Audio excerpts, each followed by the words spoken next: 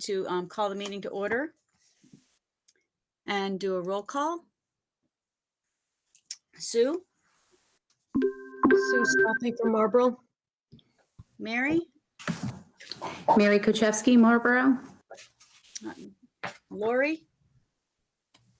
Lori Blake, Andover. Hi, Judy. Want to do the roll call for us? Judy Benson Clerk, Marlboro. Okay. Rob? Rob Shadle, Hebron. Vin? Vin Colonna, Hebron. Jess? Jessica Dapsis, Hebron. Joe? Joe O'Connor, Hebron. I'm Stephanie Bancroft from Andover. Have I missed any board members? Okay, we'll move on to administration. Scott? Scott Leslie, Acting Superintendent. Okay, Penny? Penny Briscoe, High School Interim Principal.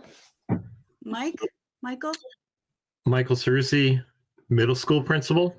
Okay, I saw Christine Hartwig. Christine Harrig, Director of Pupil Services. Okay, are there any other administration that I missed?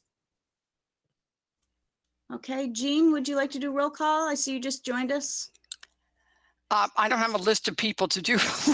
Yes, you mean just me, Jean. Just roll call. Just Sorry, you. Jean Wilson, Marlboro. Sorry. Thank you, Jean. Then Eva. Eva Gallup, Business Manager. I saw Mike Schlehofer here tonight. Director of Facilities. Mike Schlehofer, Director of Facilities. Am I missing any other directors or head of departments? All right, and Karen? Karen DiCorletto, Board Clerk. Okay. Have I missed any student representatives? Lily Shevchenko, Andover. Okay. Is Dana here tonight? I didn't see her, but let me text her to see if she's coming. Okay. All right. Have I missed anybody? Okay, we'll stand for the Pledge of Allegiance. I pledge allegiance to the flag of the United States of America and to the republic for which it stands, one nation, under God, indivisible, with liberty and justice for all.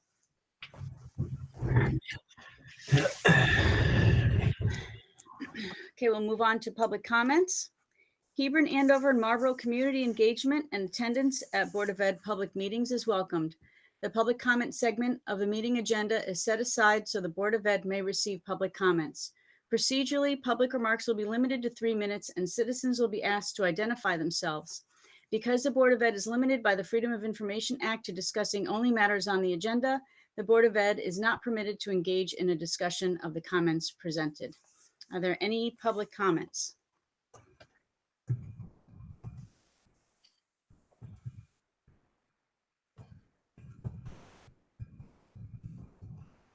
Public comments? We can just speak out. Okay.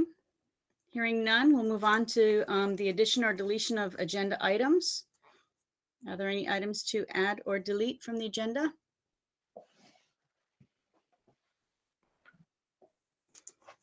Okay, hearing none, we'll go to the student representative report. Lily? There's not much to report. Juniors have SATs coming up next week, so that's a tad stressful. But it's a little weight off our shoulders because some schools are test optional next year, but still a pretty big deal for us. Other than that, there's not much going on. I think there's mixed opinions about us going full in school. I personally am very excited for it. Others not so much, but yeah, that's pretty much it. All right, thank you. I have nothing for the board chair report, so we're going to move on to number 7, report of the superintendent. Thank you, Stephanie. Well, I think I would be remiss if I didn't mention the fact that we are to the day a year from the day that Connecticut closed schools. It was the Friday the 13th in March was the last day that we were, full in school last year. When we got the notice that we were closing at the end of the afternoon, I assumed that we might be out for 2 weeks or so. that I imagine that we would have been out the rest of last year, and certainly a very different year this year. And we all know what an extraordinarily challenging year this has been for our families and our community. I know many of our families and community members in 3 towns have lost loved ones, they've lost jobs. It has been a challenge that certainly none of us saw coming. Having said that, I think it's appropriate for me at this time to publicly thank all of the RHAM teachers, the RHAM support staff, the administrators, the secretaries, the custodians, our food service staff, for the extraordinary work that they have done in making a very challenging situation into one in which all of our students at least had the chance to continue to engage in school, regardless of what challenges they may be experiencing at home or we are experiencing within the communities. We know how challenging this has been for our students and our parents. And I also want to thank them for all of their hard work and their efforts to persevere and to make this completely crazy year, make some sense out of it, and to continue to engage in school. And I know I'm probably going to start sounding like the Grammy Awards, but I also want the Board of Ed members. You have done a remarkable job of supporting the RHAM students and the RHAM staff, and for that I am eternally grateful. It's important as we do our work through a very, very difficult year to have that support throughout the community. So I'm very grateful for that. I wouldn't want to end on a note of just reflecting back and how difficult the year has been, because I do see an extraordinary light at the end of the tunnel. At this point, all of the RHAM staff members have had an opportunity to be vaccinated. There are continual opportunities for our staff members who may not have been vaccinated yet to get their vaccines. We are seeing lower cases in the community. And of course, we are actively preparing, as Lily mentioned, to get everyone back to a full reopening. We couldn't be more excited to look forward to welcoming our students back on the 29th. We are seeing some signs of normalcy. We unfortunately had to cancel our Evening of the Arts last year. This year on June 1st, we'll be hosting a live Evening of the Arts event at the Mansfield Drive-In. It won't be quite like it used to be, but at least it will be a live event in which our community and school members will be able to gather. I know Dr. Briscoe and the high school administration are working with RHAM parents and RHAM students to organize something akin to hopefully what a prom should look like. Again, it might look different, but we're certainly very hopeful, and we're actively working on what some of those end of the year senior activities might look like, and certainly hopeful that we'll be able to pull together a graduation that looks a little more normal than what we may have grown accustomed to. So I'm looking ahead and I see a lot to be optimistic about. I think that the results that we've gotten from our survey are very encouraging right now. About 87% of our families are indicating that they'll be sending their students back to school. So we are really looking forward. We think that we have a great plan in place to keep our students and our staff safe, and to get everyone back in school and hopefully start to return to a more normal school climate. So it's been a crazy year, and I know we still have the journey ahead of us. It's not quite over, but I think there's a lot of reason for optimism at this point. So thank you, Steph.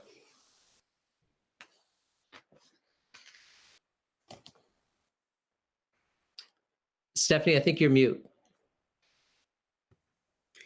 It always happens. Okay, we're going on to the consent agenda.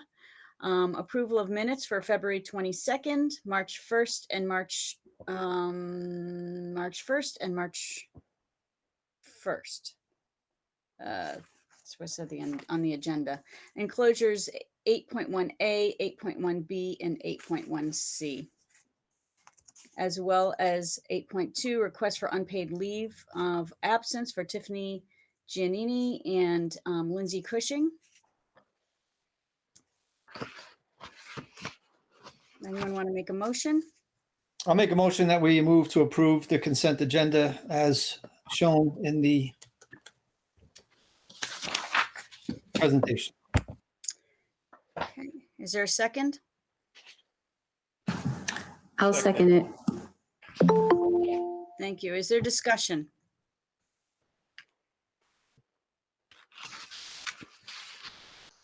Okay, I'm not hearing any discussion. We'll go to vote. Judy, Yes. Sue, Yes. Mary, Yes. Jean, Yes. Lori. Yes. Has Kathleen been able to make it yet? She's not present. Okay. Rob, Yes. Vin, Yes. Jess, Yes. Joe, Yes.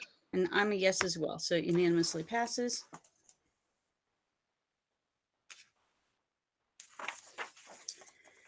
Okay, number 9, old business, proposed budget update. Stephanie, actually, I have no updates at this time. So our budget continues to stand at a combined 1.86%. I think the only business at hand right now is what's coming later in the meeting to look at the surplus funds. But right now I have no updates to the proposed budget. Okay. Number 10, new business. So financials. All right, good evening, everyone. Under your enclosure 10.1A, you have the net projections. I am proposing at the end of February 28th, 2021, that there is a net favorable position of $652,282. In light of this net favorable position, the superintendent and I are recommending that the dampers, the middle school and high school fire doors be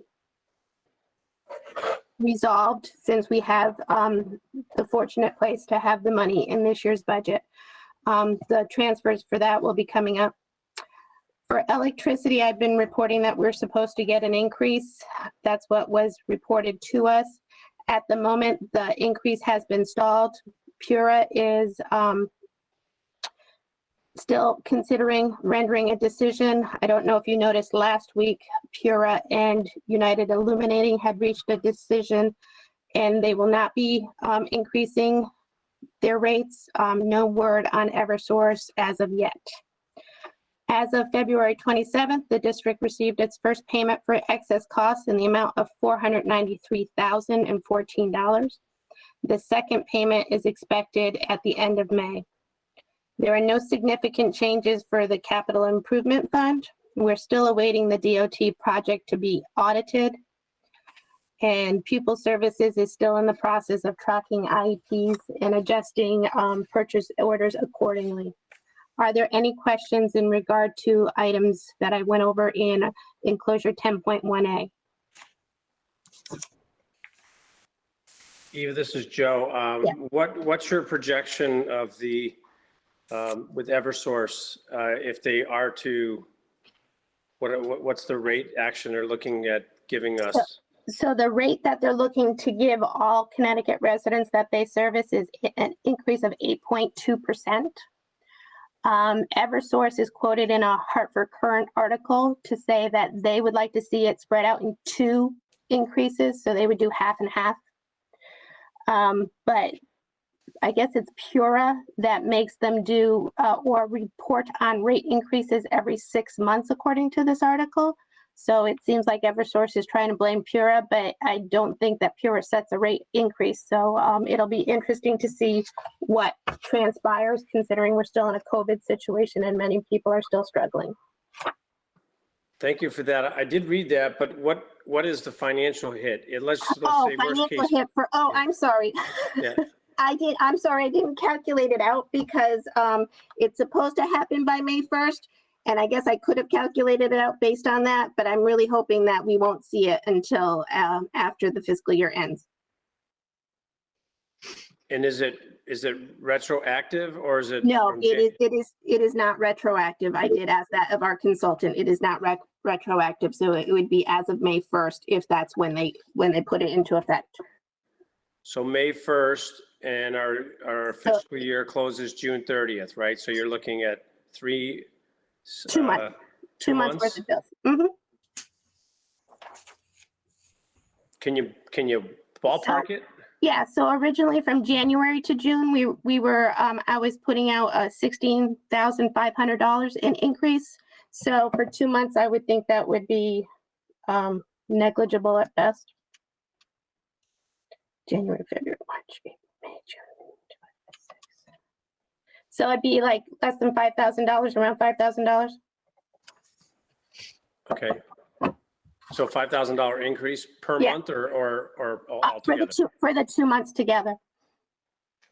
Okay. I had another question on the capital.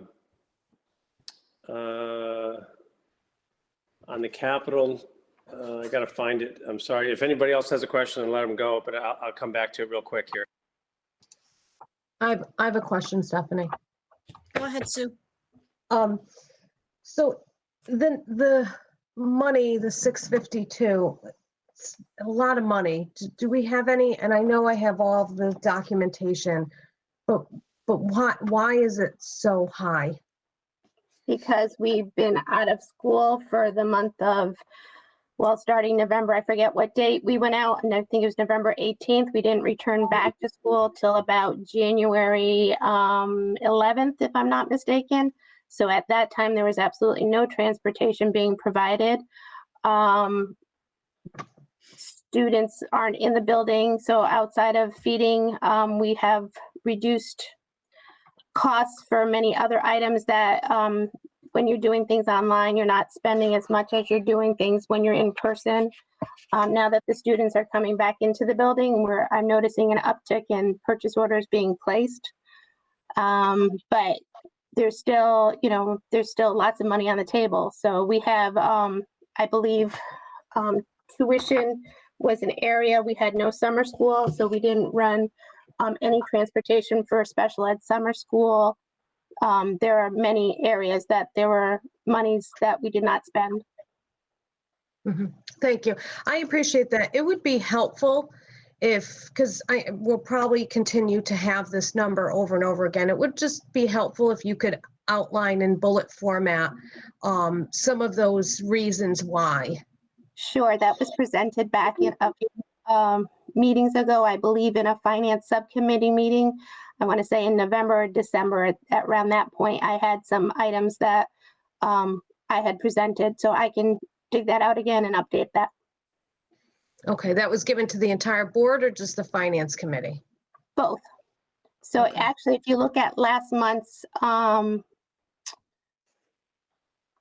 cover letter, there should be some information there as to the unexpected increases that I thought we were going to have, and electricity being one of them. But many of those items have already been billed. And so I was revamping to get to this point. So, but I can create something for you for next month. Thank you. Yep. I'm all set, Stephanie. Thank you. Okay, thank you, Sue. I just want to make it be known that Kathleen's joined the meeting at this point. Hi, Kathleen. Hi, everybody. Sorry for being late. Mr. O'Connor, do you still have that question? I do. It's on the second page of the capital non-reoccurring, Eva. Can you give me the last one? You're adjusting 16,760. What is that for? Oh, so originally when COVID started, and I want to say this happened back in June or July, we had a meeting. I'm not sure if you were present or not. We had to buy the filters and something else. And so there was money in capital non-recurring. I forget what meeting we were at, if it was last month or the month before. We put the money back into capital non-recurring from the operating budget. Okay, so that you took the negative 16 was was put back in, or is that it says transfer, so that's why I was confused. So you transferred Right. it So back we, in? right. So we transferred the money back in. So we made capital non-recurring whole again. So where's the other line item that shows that deduction? Is there something there that shows that? So you would have to look at the month previous to this, but I can have Mr. Leslie send you that in the weekly update. That's all. I can go back. If it was in last month, I can go back and look at that. And I'm not sure if it was last month, but it was definitely done. So it might have been November, it may have been December. Okay, and then the next item is Town of Hebron. What is that for? 94,473? That's for the DOT contingency and additional funds. We have a purchase order to the town of Hebron because town of Hebron is paying the bills, so we're paying our portion to them directly. Okay, and then the last one is Integrated Technical Systems. Is that the cameras? That's a very good question.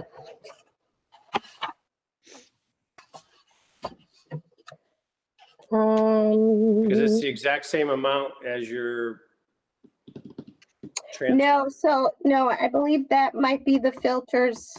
That's a very good, if Mr. Schlehofer might be able to answer that, but hold on a second. I think he just texted me the answer. Eva, the fire magnet door holders.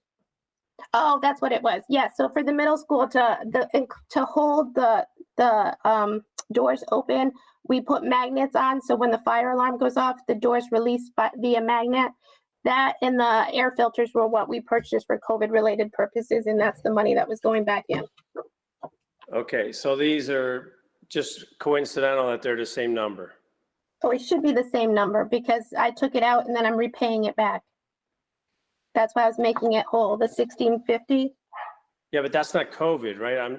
You just said they're fire magnets or magnets, right? Door magnets? But it was for COVID-related purposes. That's why I'm returning the funds back to that account.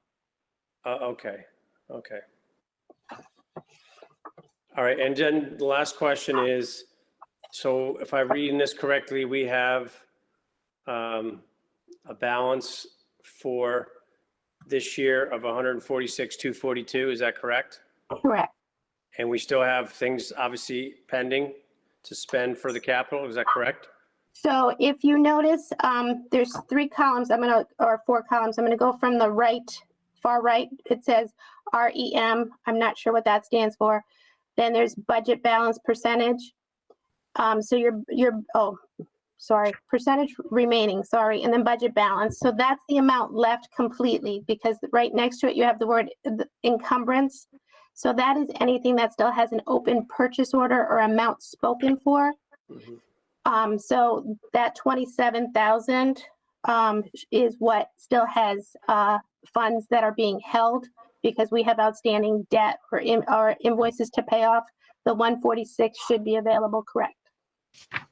Well, it's not available. We're unless there's something remaining, right? I mean, we have it earmarked for that for reasons though, correct? No, because I believe if you look at the 96,000, we were uncertain how much we were going to need for our DOT contingency and anything excess. So the majority of that is actually from the DOT project, which I believe should be, but don't quote me, the line above it is $96,935. And then we have some other items that did not come into all the way down, but we started this fiscal year with some and available balance because the projects that we thought we were going to do didn't come in as high, but I can get you a more detailed report on that. Well, that's what I was going with. I think most of this money is for a DOT though, right? So we're still, even though we've allocated money, we still don't know what the outcome of that is. Correct. Correct. Because we have to wait for the DOT audit to come through before we can officially say that it's available, because the state itself does the audit of the DOT project. Right. So until they officially give us word that it is finalized, we can't touch that money. Okay, thank you. Yep.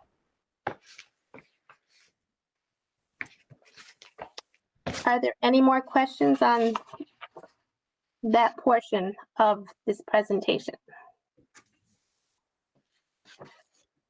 Okay, hearing none, the next report is the student activity report. So in an effort to assist students with the lack of fundraising, since we are trying to plan for junior proms and senior proms and needing to put deposits down, administration has requested that we try to see if we can help the fundraising efforts. So a decision was made to take the interest and divide it between the 7th through the 12th grade classes. So we created, you'll see a junior, new freshman, 2 new freshman classes so that everyone got the money spread out evenly and accordingly. The balance matches all the bank statements. Are there any questions on student activities?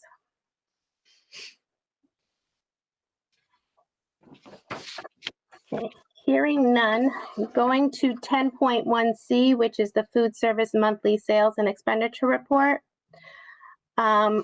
We are hanging in there and using the budget to help offset for invoices that are coming through. Currently, as of the time that I wrote this for the board meeting, I did not have the February invoice in hand. I didn't have a chance to look at it before tonight's meeting. My apologies for being unprepared. But at the moment, including the liability account, which is student balances, we have a balance of $68,709 at the end of February. It's still projected that we're going to have a loss. However, I'm hoping and hopeful that when all the kids come back and are able to purchase more a la carte, that we can get to a less of a negative balance.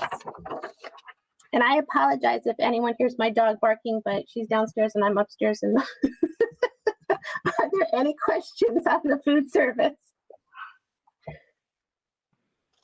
I have one if nobody else has one.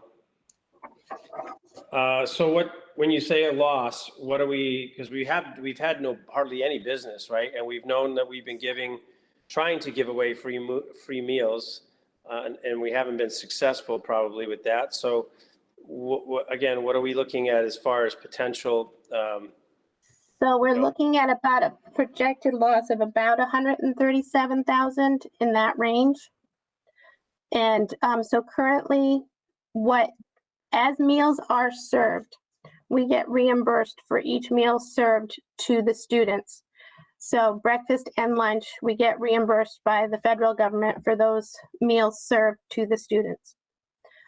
We also have staff meals that we offer. Staff is able to purchase lunch at $4.50 for a regular meal or $5.50 for a higher end meal. That seems to be working well. Staff members are partaking in the meals and we're recouping some, but students are also still able to buy items a la carte. So that means if they want to go in and get some chips or an apple, that they wanted something extra, a water bottle, they can go in and still purchase those items. And are you factoring in that $137,000 loss in your $652,000 projection? I am not. Because that changes on a monthly basis. And this was, so if in last month's meeting, you would still have seen the previous, the way that I had written it before, and I was looking for an update and I didn't get the update in time for this meeting, but I will have everything updated for you for next meeting. That's okay. Thank you. I appreciate that. Yeah.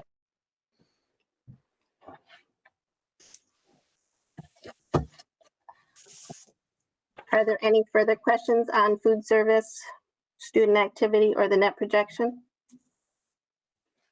Yes, Eva, can you share with us the possible swing given history and what you know that we could see with food service before the end of the year? So, that I will. I'll have it for you for next meeting. Oh, okay, that'll be included. Thank you. Yep. This is Jean. Just a comment that I heard somewhere other schools had done, which, it's too late now, but for next time. I think they were harnessing senior transportation buses or whatever to actually bring the food to people at their houses. I don't know if we were doing that or not, but it might be one I noted for planning for next time. So, Jean, that's a complicated area to be taking food to people's houses, because in a normal food service situation, we cannot overtly identify people who are taking food. That's one of the federal guidelines, or not, that might be on free and reduced. So during this situation, everyone is considered free, but not everyone is partaking of the meals. So in a regular bus situation, they might go door to door. It makes it a little bit harder at this point because we have some people who are door to door. We have some that are group stops. So it just, in the beginning, when we were doing the meal pickups at Andover Elementary, Marlboro, and at our school, we actually had vans that brought the food to those locations to help, so that people could go to their own town buildings to get the food. In a regard for door-to-door pickup, it makes it a little bit questionable, in my opinion. I get that. That makes sense. Thank you. Ava, do you have any kind of delivery service inside the school? Because I know that my daughter, she eats in the library a lot. Is there somebody who would like bring it to her? Maybe they, changed their mind and didn't feel like walking to the cafeteria or wherever you have them set up to get it? Right. So at the high school, the administration made pods. So we have 3 or 4 stations that are set up so that the kids don't have to go to the cafeteria to go get the food. This helps to help socially distance. In the middle school, we have 2 areas that have the same, that worked with the middle school administration to get those areas set up so that the kids can come from their teams, and each class is let out separately so that they're not all gathered together in one area, so they're all social distanced. So you don't have like a cart that you would go around to different areas where the kids would eat to try and provide for them? Correct. We don't have a cart because we don't have the manpower to be able to do that with the different stations that are already established. Sorry. She came upstairs. Eva, has the company reduced their services in any capacity as far as staff and in that way or not? Oh no, they've been more than supportive in working with and they're actually trying to hire 2 more staff members for the full return. I know that they, as of Thursday or Friday, they were able to hire 1 more person. They were actually having a hard time getting qualified applicants to apply.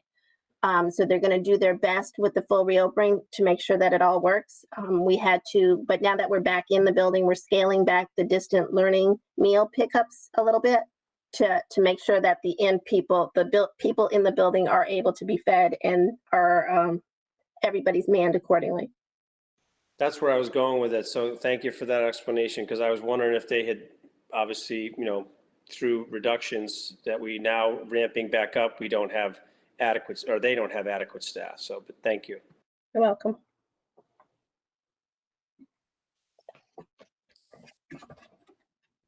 If there are no further questions, I will proceed to item 10.2, which is the budget appropriation transfers for the Board of Ed to make a motion on. So as per board's policy, I come to you with transfers that were completed in the system on a monthly basis. The grand total from October 26th through March 5th is $591,028.62. Most of these transfers are COVID related in one way, shape, or form. We do have staff personnel transfers. Many of them are going back into unallocated personnel. So I made a cover sheet that is a summary so you can see the entry number and the dollar amounts or the transaction that happened. And then the backup is the individual journal entries for your review. At this time, are there any questions that I can answer before the board makes a motion on this?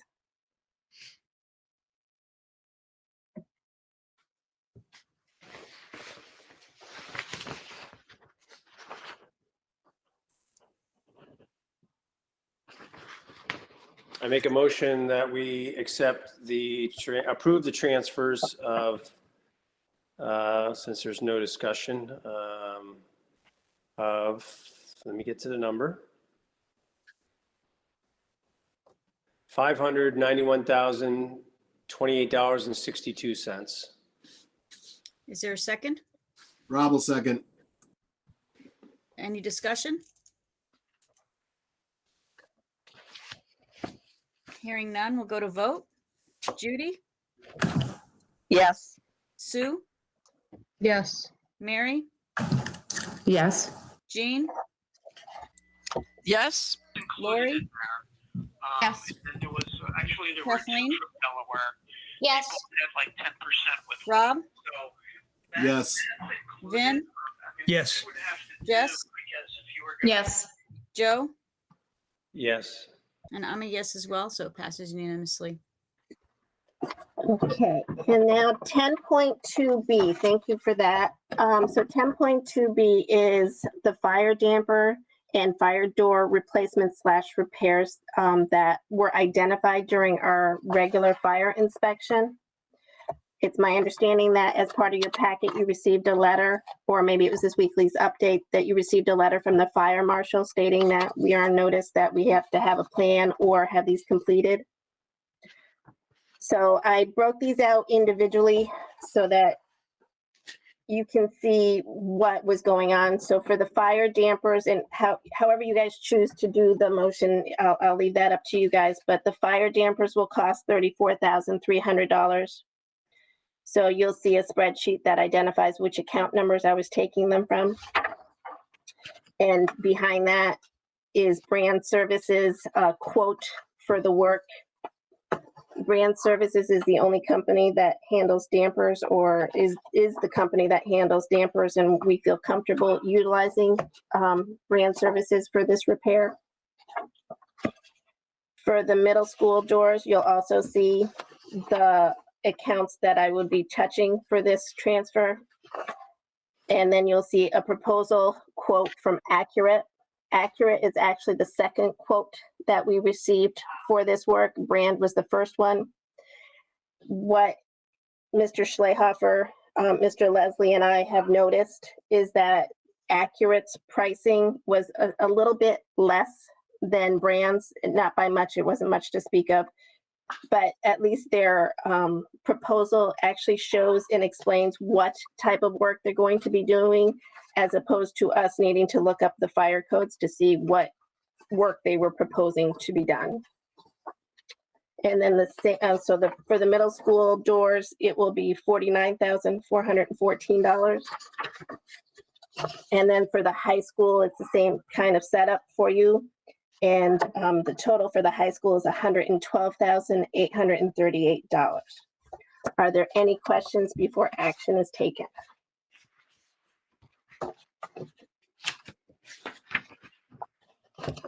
This is Joe. I have some questions. I had a discussion with Scott about this, and Scott Leslie, because I couldn't make the meeting last week. So I'm just going to share with the board that I was concerned that this is a code that we've never had this inspection before, but I feel that, it warrants looking into. We built the building. Again, this is another problem that none of us have any onus on, but this school was built with,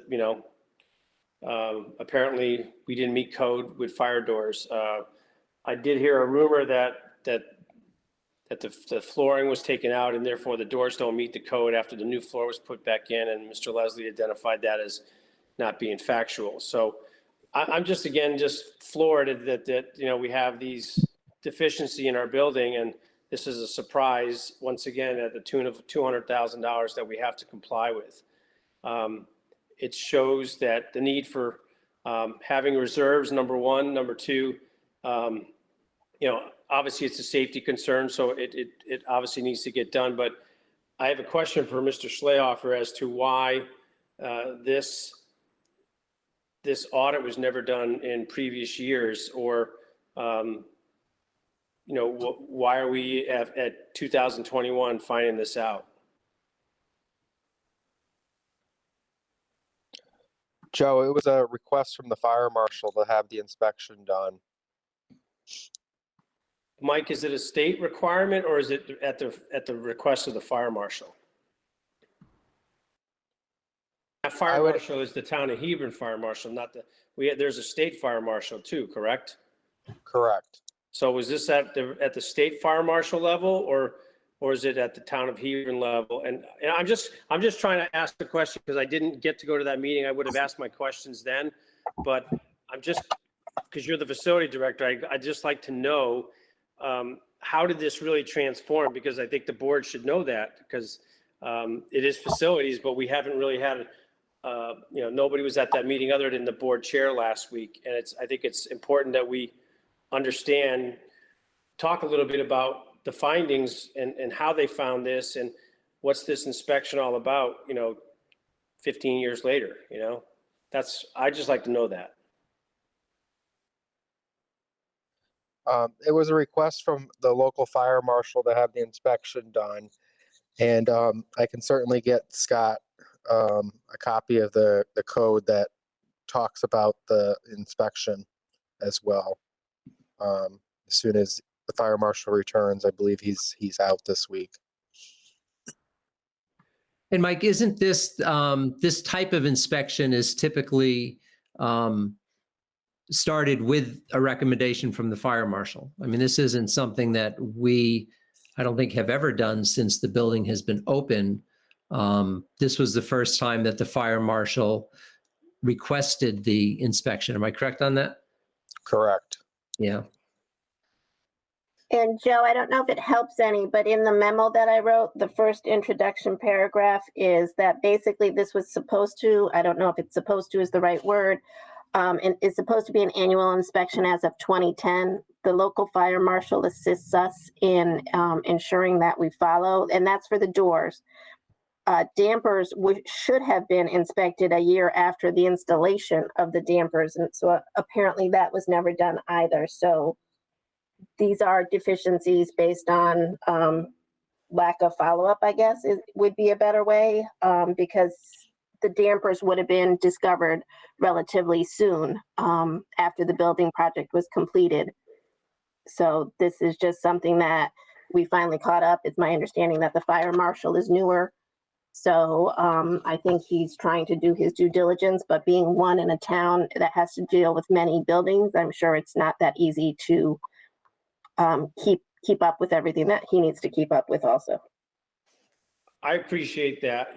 I think from, looking at a higher level, I understand, my discussion with Scott Leslie was, I support the dampers because that is a serious problem. I understand that. So I'm okay with that. It's the rest of the stuff that I have a little bit of heartburn with spending this kind of money. I understand the safety, but it goes back to, what else are we deficient in that, that we're going to have to, eventually, pay the fiddler with, or, pay up on. So, we had a fire marshal and the school was when constructed. It just seems like none of this stuff was probably, maybe at the time it wasn't code or compliant at that point, but it's really hard to just sit here and justify. We have to keep on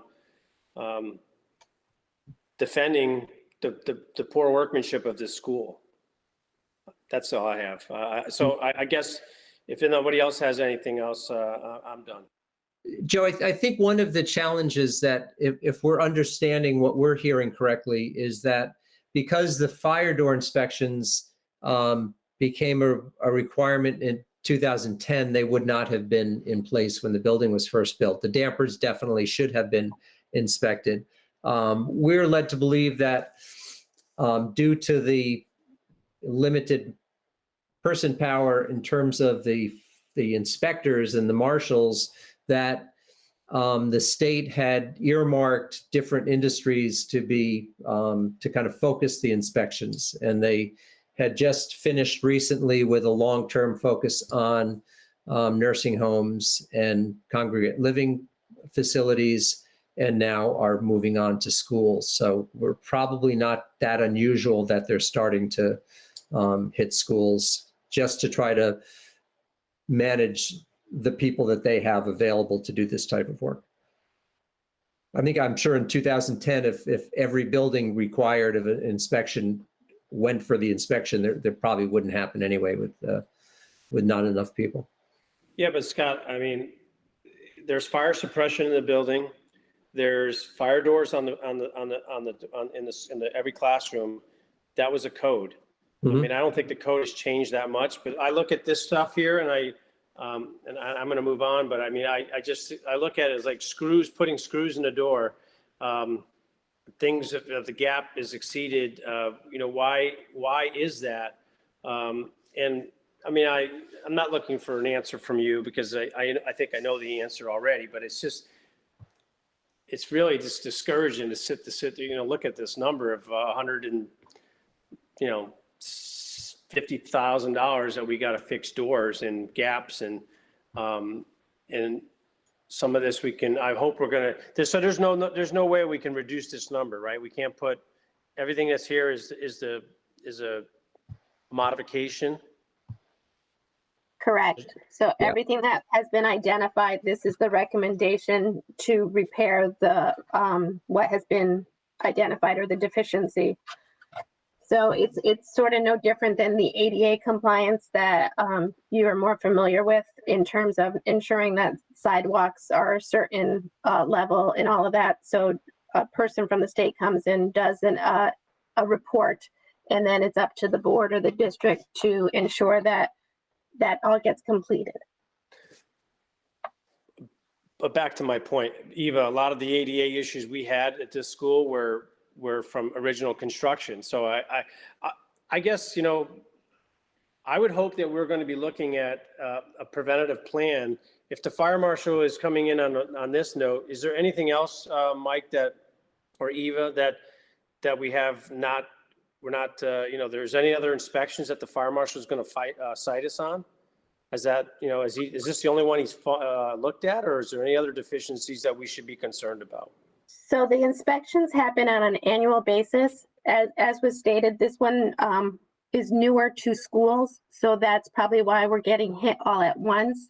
But once these are repaired, we're going to ensure that, or we are annually, we whatever comes up is usually repaired immediately. So I don't think we're going to see the same size of deficiencies as this.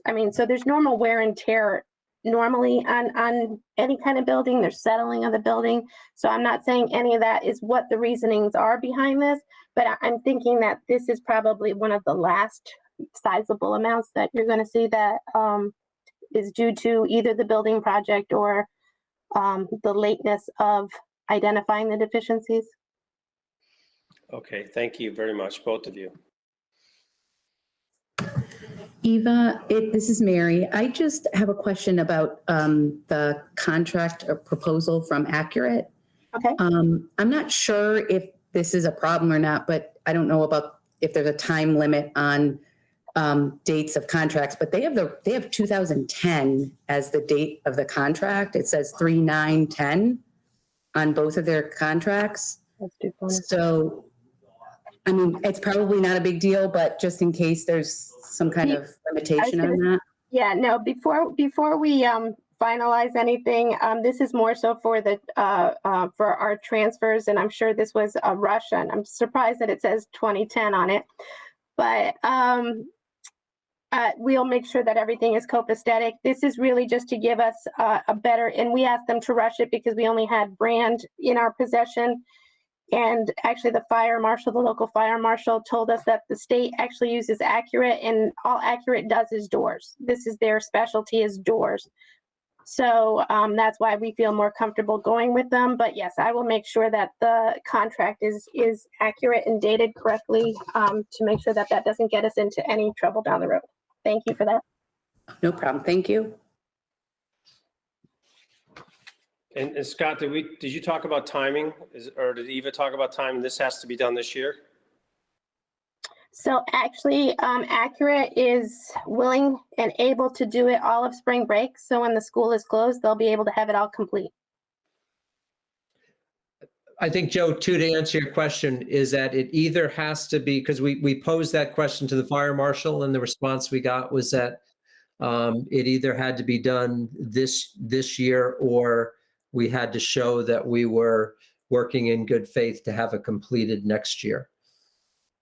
So it's not like we have 5 years to, stretch it out. Not like the ADA, yeah? No, correct. I'm sorry, Eva, could you just tell me the price again that you were quoted? For the dampers, it's $34,300. For the middle school doors, it's $49,414. For the high school doors, it's $112,838. And this is about around $3,000 less than the first quote that we had from Brand Services doing the door repair also. Did Brand Services provide the inspection? They did. There's only certain companies that do the inspections, and they also do the repairs.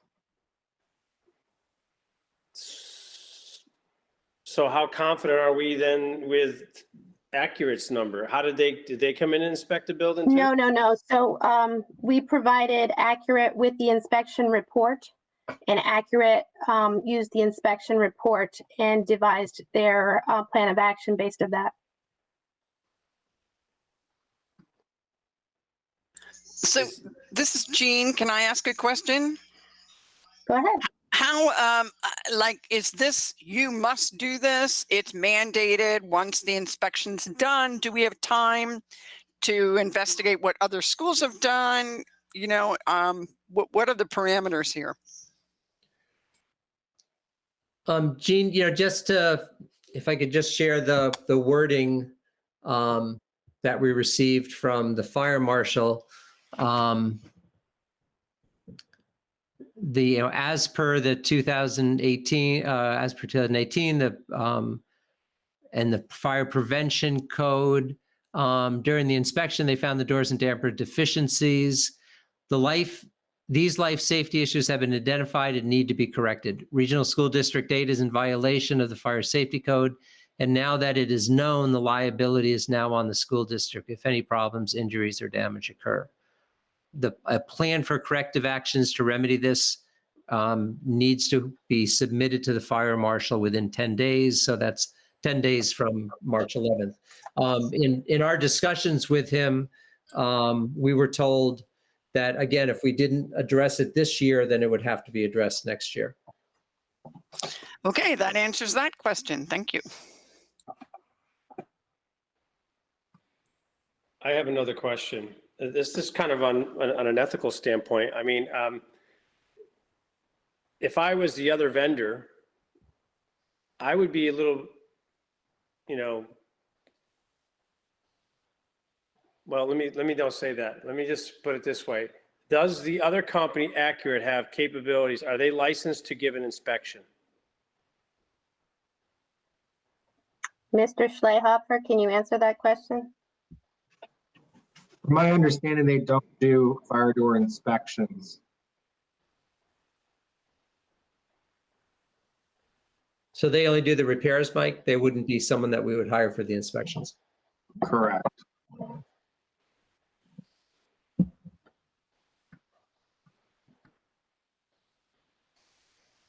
So there's only one company that does the inspections?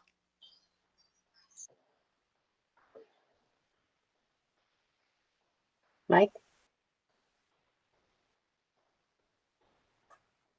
Sorry, I was muted. No, there's a few other companies in Connecticut that are licensed to do fire door inspections. We just hired Brand Services to do the inspections based on, we've used them as a vendor in the past for fire issues. Okay, I'm going to peel the onion back a little further for you. How much did we pay for the inspection? It was $5,000.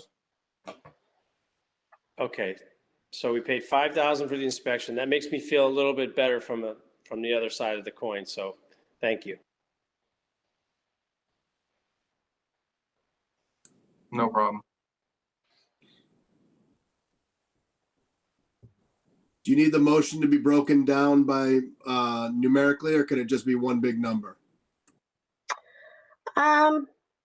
Actually, for audit purposes, why don't we break it down numerically individually, please? I think that'll be cleaner for them.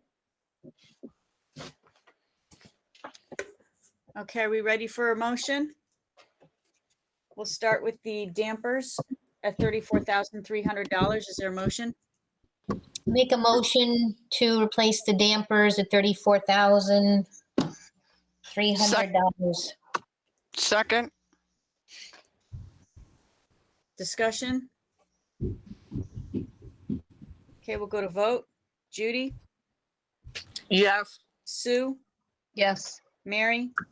Yes. Jean? Yes. Lori? Yep.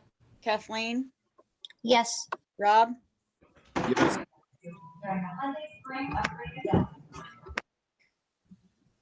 Vin? Yes. Jess? Yes. Joe? Yes. And I'm a yes as well. Rob, was that a yes? Yes, it was. Okay. All right. The dampers pass unanimously. We'll go on next. Is there a motion for the doors at $49,414 for middle school? I make a motion to purchase the middle school doors at $49,419, was it? 14. $14. Thank you. Let's Is there a replace second? them. This is Jessica. I'll second. Any discussion? Okay, we'll go to vote. Judy? Yes. Sue? Yes. Mary? Yes. Jean? Yes. Lori? Yes. Kathleen? Yes. Rob? Yes. Vin? Yes. Jess? Yes. Joe? Yes. I'm a yes as well. It passes.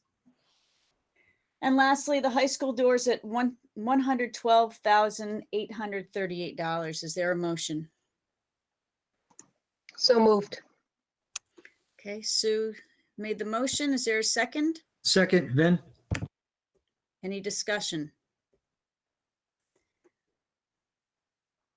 Hearing none, we'll go to vote. Judy? Yes. Sue? Yes. Mary? Yes. Jean? Yes. Lori? Yes. Kathleen? Yes. Rob? Yes. Vin? Yes. Jess? Yes. Joe? Yes. And I'm a yes as well. So motion passes. Thank you.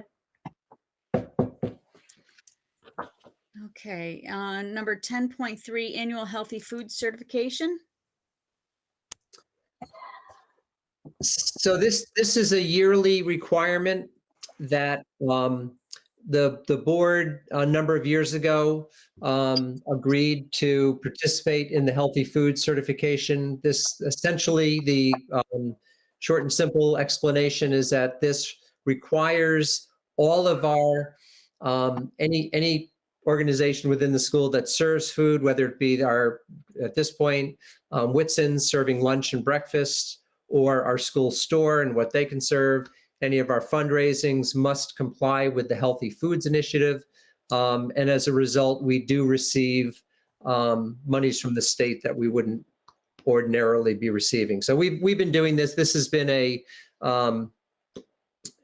program that the board and the district have been participating in for a number of years. We are required each year to make and pass a motion, and the motions are very explicit. They're in the packet. I'm happy to put them on my screen. I don't think this is necessarily a agenda item that you're welcome to debate and discuss, but again, it's more of a pro forma item that we renew each year. That certainly from the school's point of view, it's worked fine for us, and so we're happy to continue our participation. Our food providers have been able to make it work well, and we do receive some funding in return, so it's a bit of a win-win. So if there's certainly any discussion, we can open it up for discussion, but I'm also happy to post the agenda on my screen, and if somebody would be willing to read the items, that would be very helpful. Let me share my screen. Scott, was this part of our packet? I'm just not seeing it in the It document. is. It's 10.3. I would agree with Lori, Scott. I don't have a 10.3. Yeah, I actually don't have a 10.3 through 6 that I see on the agenda, but I don't have those in the folder. I have them. It was I do too. I have them. The 10.3 was a single page, so I don't know if it got caught up in anything.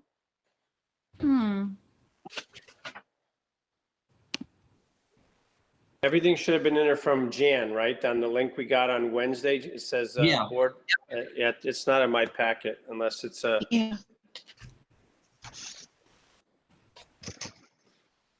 But some of you do. I have it, but I'm looking at it from the mail, not from online. Same with Jean. Yes, I have it as well. It's, if you look, it's dated March 4th. It's a memo if you do have it. Yeah, right. Okay. I didn't receive my packet yet in the mail. I didn't so- receive my packet either, Okay. so I'll have to go from the screen. Yeah, let's just go off the screen.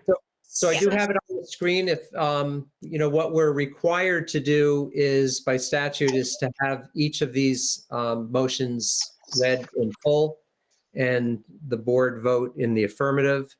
If you vote yes for one, then you must also vote yes for options 2 and 3.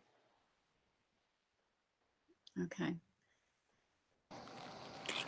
So would you like me to read this and then take the vote? Sure, that would be fine. So we need to read each one. I believe, Eva, we need to do each one separately? Yes, each one has to be separately and they have to be read in its entirety because otherwise the state comes back at us. Okay, number 1, healthy food option. Pursuant to CGS Section 10-215F, Regional School District 8 certifies that all food items offered for sale to students in the schools under its jurisdiction and not exempted from the Connecticut nutrition standards published by the Connecticut State Department of Education will comply with the Connecticut nutrition standards during the period of July 1st, 2021 through June 30, 2022. The certification shall include all food offered for sale to students separately from reimbursable meals at all times and from all sources, including but not limited to school stores, vending machines, school cafeterias, and any fundraising activities on school premises sponsored by the school or by non-school organizations and groups. So I'm going to go down the line with the vote. Judy? Yes. Sue? Yes. Mary? Yes. Jean? Yes. Lori? Yes. Kathleen? Yes. Rob?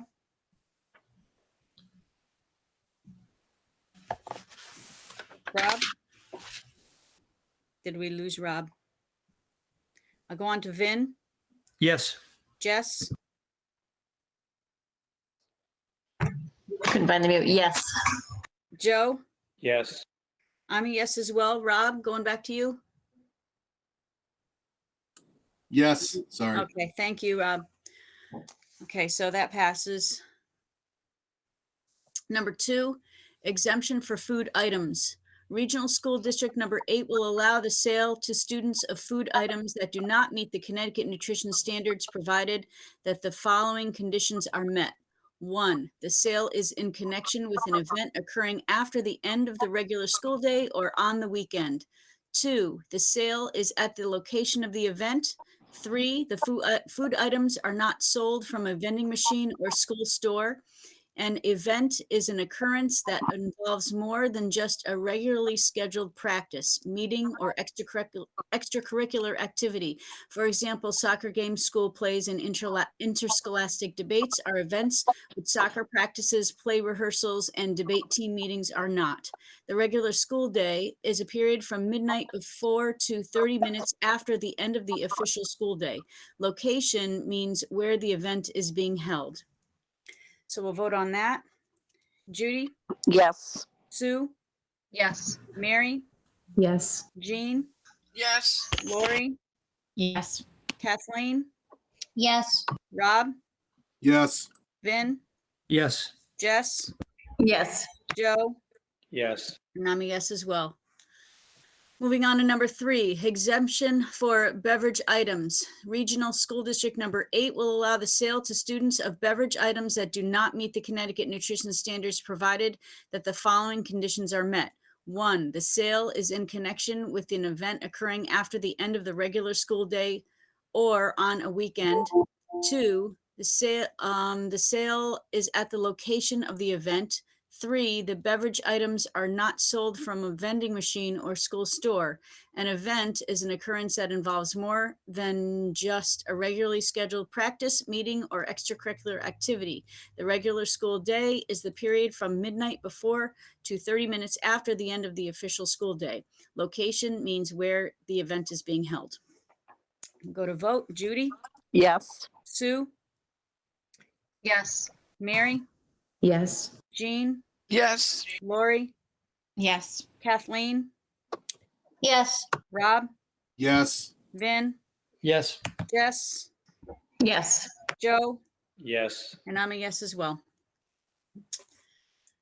It all passes. Thank you very much for that.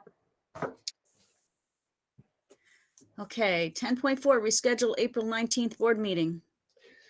So this is not a have to do. It's something I thought I'd at least bring to your attention, and knowing that we have some board members who, have students in school. I'm going to share my screen again because we have our April board meeting is scheduled for the 19th, which is the Monday of the April vacation, for the RHAM April vacation. So I don't know if that is a problem for any board members. It could be a problem, for any staff members that we may need to invite to a meeting. But I wanted to, again, this isn't a have to, but it's something that I thought I'd bring to your attention and see if there was any need on anyone's part to maybe look at a different date. What I would probably suggest is that we move it to April 26th, that next Monday, if there's any interest at all in changing the date. I'm not going to be around. I'm going to be out of state that day. Do we need to make a motion, Scott? Someone would need to make a motion to change. I'd like to make a motion that we change it from the 19th to the 26th of April. Mm-hmm. This is Jessica. I'll second that. Any discussion? I cannot. Oh, sorry about that. Sorry, this is Jean. I'm actually from Concord, Massachusetts. It's one of my sort of sacred holidays to go and see the reenactment of the battles of Lexington and Concord. So I would just assume that you change it. They don't always hold it on that day, but there are certain things that Concord has never, ever changed. And so I would like to go home and see the reenactments. So if we can do it, that would be great. It's one of my that and May Day are my two holidays I really like to take. Okay, Sue? I have a conflict with my other board. Could we possibly change it to another day other than Monday? We could certainly, if the board is open to another day. Sue, are you thinking another day that week? You just have to give me another day's date and I'll check. But the 26th, if it's just me, I have to miss the meeting. I hate to miss a whole regular board meeting. We have that same week, the week of the 26th. We do have a facilities and a policy meeting on the 27th. And we have non-certified staff negotiations on the 29th. So probably the only other day that week would be the 28th. What if it went the week before? What if it went to the 12th?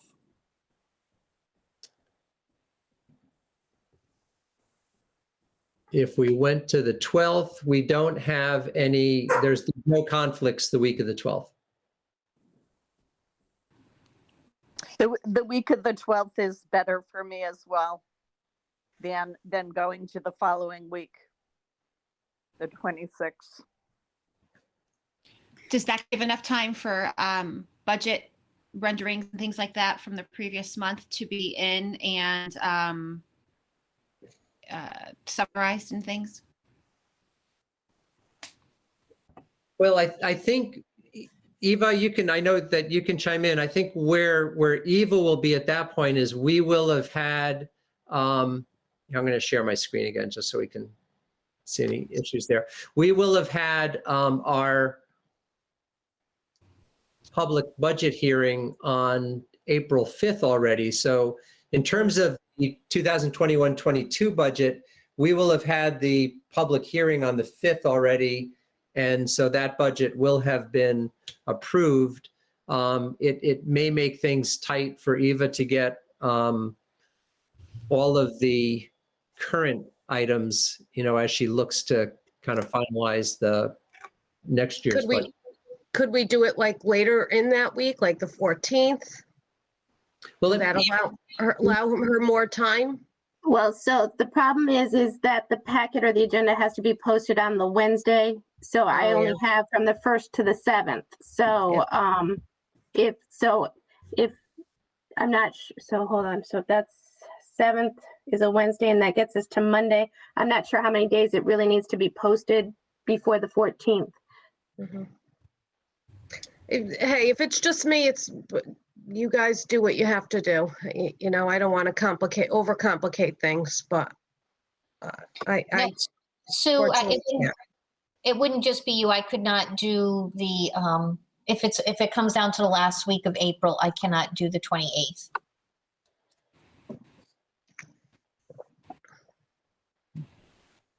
So I was going to say, we can make it work for the 12th if that's what needs to be done. So no worries there.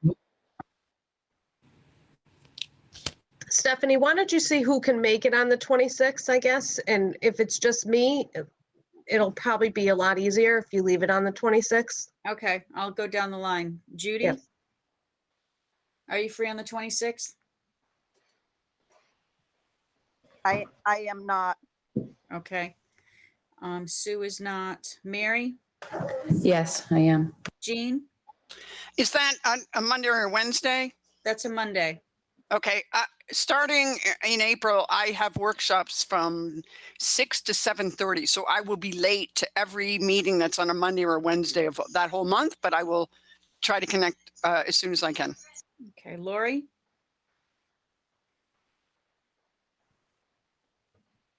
Sorry, I had to go run and get the calendar. Okay. Yes. You are 26th. free on the 26th? Yes. Okay, Kathleen? Yes, at this time I'm free. Okay, Rob? Yes, I'm free that day. Vin? Yes. Jess? Yes. Joe? Yes. And I'm free as well on the 26th. So it would be Judy and Sue who couldn't make it, and Jean would be late. So we would have a quorum. So Stephanie, why don't you do the same thing with the 12th to see the numbers? Okay. So I'm going to ask you about the 12th. Judy? Yes. Sue? No. Mary?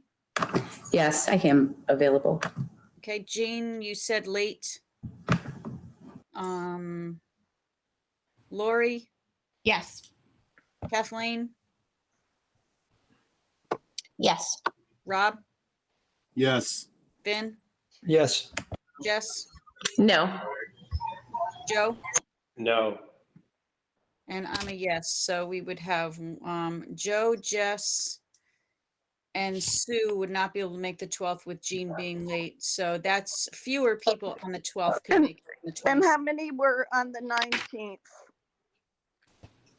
You could keep it on the 19th. No, it's a question. How many, could you do that? Poll us on that day? Sure. Okay. Judy, 19th. Yes. Sue, Yes. Mary, Yes. Jean? Maybe, definitely not certain. Okay. Question mark. Lori? No. Kathleen? No. Rob? Yes. Vin? Yes. Jess? No. Joe? I'm in training, no. And I'm a no as well. So that's far fewer. So I mean, it sounds like the 26th, is that correct? 26 is the least conflict. And you know, I can't make it, but I'm comfortable with that given the circumstances. I kept my calendar clean for the date it was scheduled. So, but I understand the reasoning and I'm fine with it changing. Okay. So we do have a motion on the table for that, correct? Yes. I forgot to write it down. So, Yep. okay. I had made one. All right. Thank you, Lori. And was there a second on that? Jessica had Yeah. seconded. Jessica had- okay. Thanks, Lori. All right. I got distracted. Okay. So we had our discussion. Anything else? Okay. We'll go to vote that we will have the next regular meeting on the 26th. Judy? Okay, so I'm going to abstain, and the reason I'm supposed to say the reason is because I cannot make it, but I'm not going to oppose it because I understand the reasoning why. Okay. Thank you. Sue? No. Mary? Yes. Jean? Yes. Lori? Yes. Kathleen? Yes. Rob? Yes. Vin? Yes. Jess? Yes. Joe? Yes. And I'm a yes as well. So motion passes with one abstention and one no. Can I ask a question, Stephanie? Sure, Judy. I mean, I guess I didn't really think about it until near the end. But I mean, it doesn't matter because it passed, I guess, but this is very late to do that, isn't it? I don't know. I had this meeting in my calendar for this day anyway. I don't know.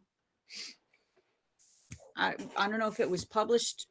No, on it's the 19th there. I didn't have it for the following week, so I don't know. It doesn't really matter, but it's just I'm kind of. I think personally we need to do a better job at looking at the calendar when we are given it before we approve it, so we can make changes at that time. I also see, in August, there's another conflict, it's August 16th is our board meeting, which is a little early, and normally we like waiting a little bit in August. So I think we just should really do a better job as a board to review it before approving the entire schedule, because there are others that we all have, other commitments, and we plan around these board meetings, because I don't like missing board meetings. But we should take a look at, while we're doing this, maybe next board meeting, looking at the August 16th one, so we can plan ahead for that as well. Stephanie, And I not think wait to the last minute. Stephanie, I think that's a great idea. I'd like to ask that we add that to the agenda for August. Okay. I've noted that. Okay, Karen DiColetto, did you have you wanted some clarification on something? I'm just concerned because unless I missed it, there was no formal motion started for the health certification, and usually someone, excuse me, has to say, I make the motion, second it, and then you can vote yes to each of the options and then finalize the motion. I just want to make sure that we have the right motion in the minutes. So all that happened was everyone said yes to each option, and I just want to make sure that's sufficient. Well, I think we discussed that we would have to read them each as written and then vote on it afterward. Well, typically the motion is made and then it's read. And when I put the motion into the minutes, I have to write it that way and I have to cut and paste everything that was read. And then the motion has to be finalized. I'm just saying that's how I remember doing it in the past. And I just want to make sure the motion's correct or it'll have to be redone. Yeah, I think she's right. I think there has to be, someone has to say, I make a motion, someone seconds, and then it gets read. I didn't realize that didn't happen. My apologies. And you don't have to read that again. You just. Okay. Okay, can a board member make the motion and somebody else second it? And since it's already was read and approved, is that simple? I believe so. I mean, I would just go back and make an amendment. I mean, I would, I mean, I don't know 100%, but I can't imagine. It's better than not putting that in place at all. Okay. So, Stephanie, I would have stopped you, but I thought you were going to do like option by option with a sort of motion, but I thought that's what we did. Until we were done. No, like there was no formal motion started. You just voted on each option. I know it's such a silly thing, but these are how they expect things to be written. Was that the healthy foods? Yep. 10.3? Yep. Okay, so I make the motion that we approve the healthy food certification as written in each of the items. Okay. Rob will second.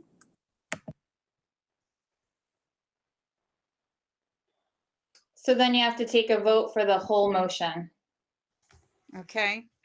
Why don't you add, isn't there two other parts to that healthy foods is number one. I don't have it. Scott doesn't have it up anymore. I don't have it. So isn't healthy No, like foods? the motion will be read as so-and-so made the motion, so-and-so seconded it. Then everything will be pasted with your vote next to each option. And then the entire motion will be approved with this final vote that you're going to take right now. Okay. Right. That was all part of 10.3, all inclusive. Yep. So we're going to have a vote now to approve the motion for all three items. Okay, do you want us to go through, Stephanie? Yeah, we're going to go through. Judy? You need a second. You need a second. We have a second. Yes. We have Ben and we have Rob. Sorry. I vote So yes. now we're going to vote. Yes. On all three items. Judy? Yes, thank you. Sue? Yes. Mary? Yes. Jean? Yes. Lori? Yes. Kathleen? Yes. Rob? Yes. Ben? Yes. Jess? Yes. Joe? Yes. And I'm a yes as well. Motion passes. Thank you, Karen. Now we move on to Perkins Supplemental Grant Proposal Spring 2021 approval. Thank you, Stephanie. This is Sam Shattle is our Career Technical Education Coordinator and also oversees our Perkins grant writing and the continuous funding of our Perkins program. Sam is with us this evening, and I know how much he's appreciated listening to our discussion of fire doors and calendars and healthy foods. So it's nice actually having something here that's pretty substantive as far as student learning goes. And what Sam needs our permission to do. So this will require a board motion and a second and approval, is to apply for a grant that will encourage underrepresented students to pursue engineering and STEM careers. And this would involve RHAM teachers and outside consultants who would do the research and put together programming that would encourage our underrepresented students in these areas, in particular young women, to pursue engineering and STEM and IT programming. The grant does require that whatever programs are started through this, that the district pick up and sustain those programs. SAN has really done a nice job with this grant in that there are no new programs that would require board funding once the initial grant is spent down. So, and I'll let Sam take a minute and add anything that I'm missing out here, but I just wanted to make clear that this, although the grant does require that we sustain any programs that are begun with this, what this grant is doing is really solidifying the programs that we already have in place. So the goal is to bring young women into programs that they're currently underrepresented in. And Sam, I'll let you fill in any blanks that I might have missed on that one. Thanks, Scott. Thank you for just taking the moment to take a look at this. We get a Perkins grant every year from the state of Connecticut, trickles down from the federal government, and then come to the state, comes to our districts. And this is a supplemental component. So every year there's kind of above and beyond the opportunity to get some extra money. We've already gotten our Perkins grant this year, so this is a supplemental. So it is more of an option that districts can have, but the focus of this grant is for non-traditional participation. That encompasses a lot of different groups. Unfortunately, a lot of the groups that it does focus on, we don't have those types of groups in our district.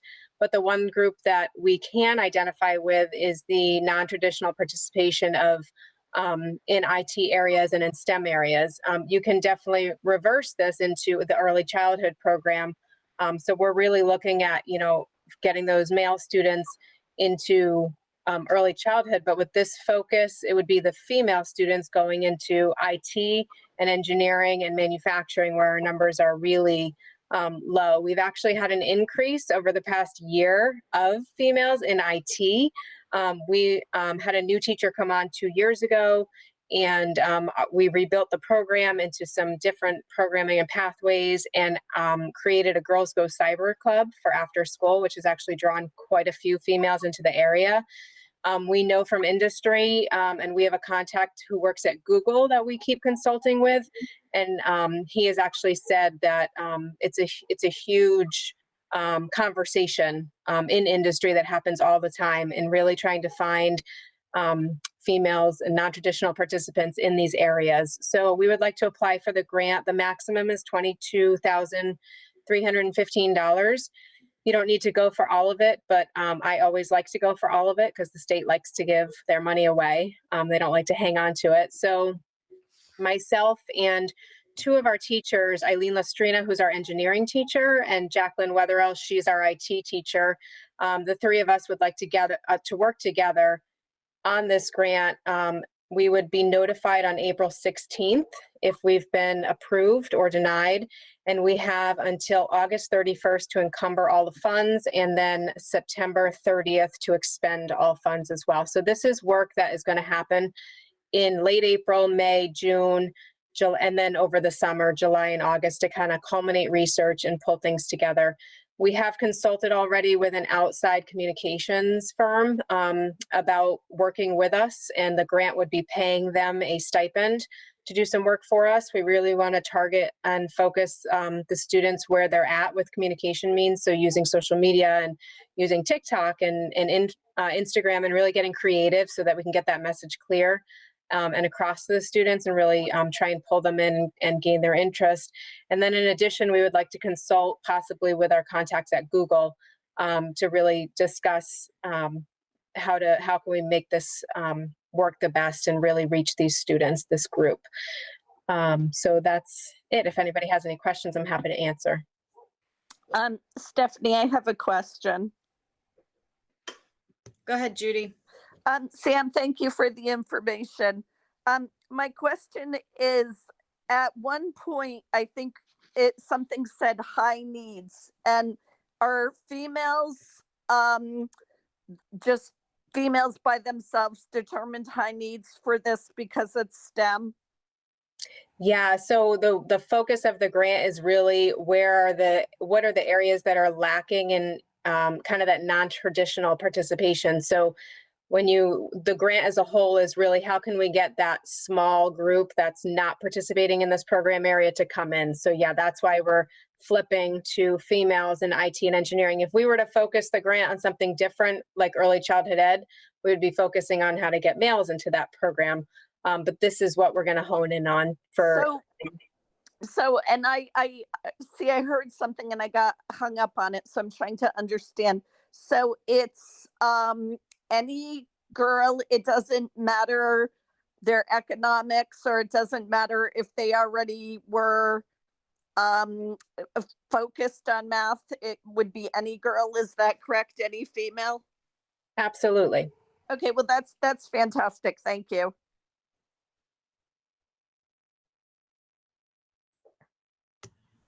Any other questions?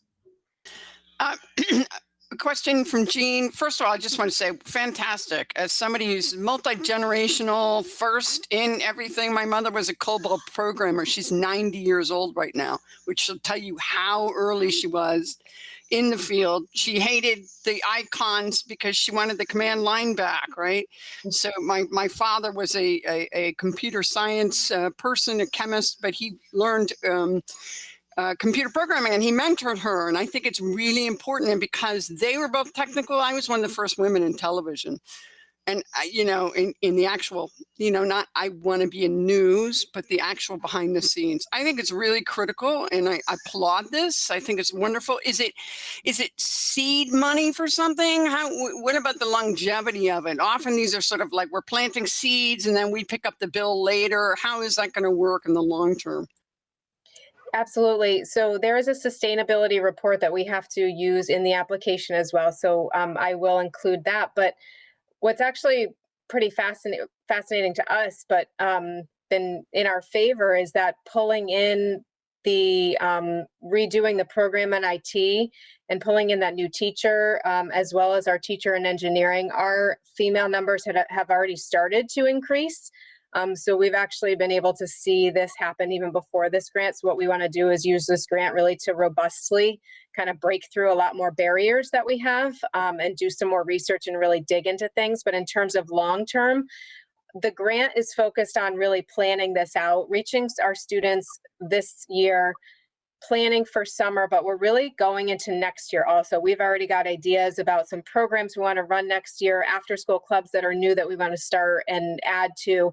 So as Scott mentioned before, there's no funding tied to long-term sustainability because we already have the programs in place and we already have everything running. This grant is really going to help us just to focus on clear communication and really having a concrete, solid kind of first floor, because we already have the foundation, have the first floor all set so that we can really run with it. And our teachers are so incredibly dedicated for their programs to thrive. And I am extremely dedicated to the whole department for thriving for our programs. So in terms of long-term, this is something that we're going to be able to keep for years to come. It's really kind of jump-starting us a little bit more.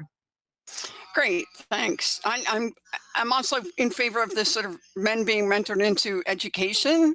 They were the best teachers my daughter ever had. She was high energy, and she always seemed to do a little better with male teachers because I think their energy level was not all the time, but they really understood her high levels of energy. And so I understand that isn't going to be the focus. I kind of wish it was too. But that's actually a great point, because what we're going to learn and what we're going to be able to do with this, we are going to be able to reverse on our own next year and years to come. So we'll be able to switch gears and actually utilize what we get from this grant into reversal roles. Okay, are there any other questions? Yep. May I ask one more question? Go ahead, Judy. Sam, knowing you and Dr. Sarusi, Mr. Leslie, everyone, this is probably a stupid question, but I want to make sure that our boys have all these opportunities, that we're just making RHAM richer and deeper and more opportunities for everyone, so that boys who want to do, whether it's education or STEM, can do it, and girls who want to do education or STEM can do it, or whatever. Can you? Absolutely. Yeah. The piece that we really want to focus on is that our girls are actually scared to even enter the room. It's too intimidating. They don't understand how things work. The machines can get really intimidating. we want to make sure that that door is open and that everybody is invited in. And, you know, we've got an engineering class right now that has, I think it's got 13 or 14 boys in it and 1 girl. So that can be intimidating alone. So we're looking really to try to just boost the awareness and break down those barriers of even just stepping foot into that room, but in making sure that we're really ensuring a really collaborative and holistic classroom with, yes, both males and females. And I could not agree more. And I have a daughter at a math and science school, and she, from a boy who doesn't know her, she was told she only got in because she's a girl. So I could not applaud this enough. So, because we know that that's not true. So, all right. We're hoping to break all those, not all of them, but we're hoping to break some of those stigmas and barriers. Those were not RHAM boys who said that. That was someone who doesn't even, they're not even in a class with her. So, but thank you. I'm glad you're doing this work. Lori? Thank you. Hi, Samantha. I just had a question about how young of grades you intend to try to reach with the project. I know that in my son's just in 7th grade and taking Algebra 1, and one of his friends who's a girl from Andover was questioning taking it or not, and talking about how even as early as that there are fewer girls seeing, in those math classes. So is the intent to bring it from 12 down to 7, or is it more of a high school focus? Yeah, no, we're actually going to have a district focus. So in 7th grade, they don't have a lot of choice when it comes to their UA. They are taking computer science in 7th grade. So all the students are really getting exposed to that early, which is fantastic, carrying over from what they've been doing in the elementary school. And we have those discussions with the elementary school. I meet with them to really talk about their STEAM curriculum and make sure that they're bridging appropriately up to us.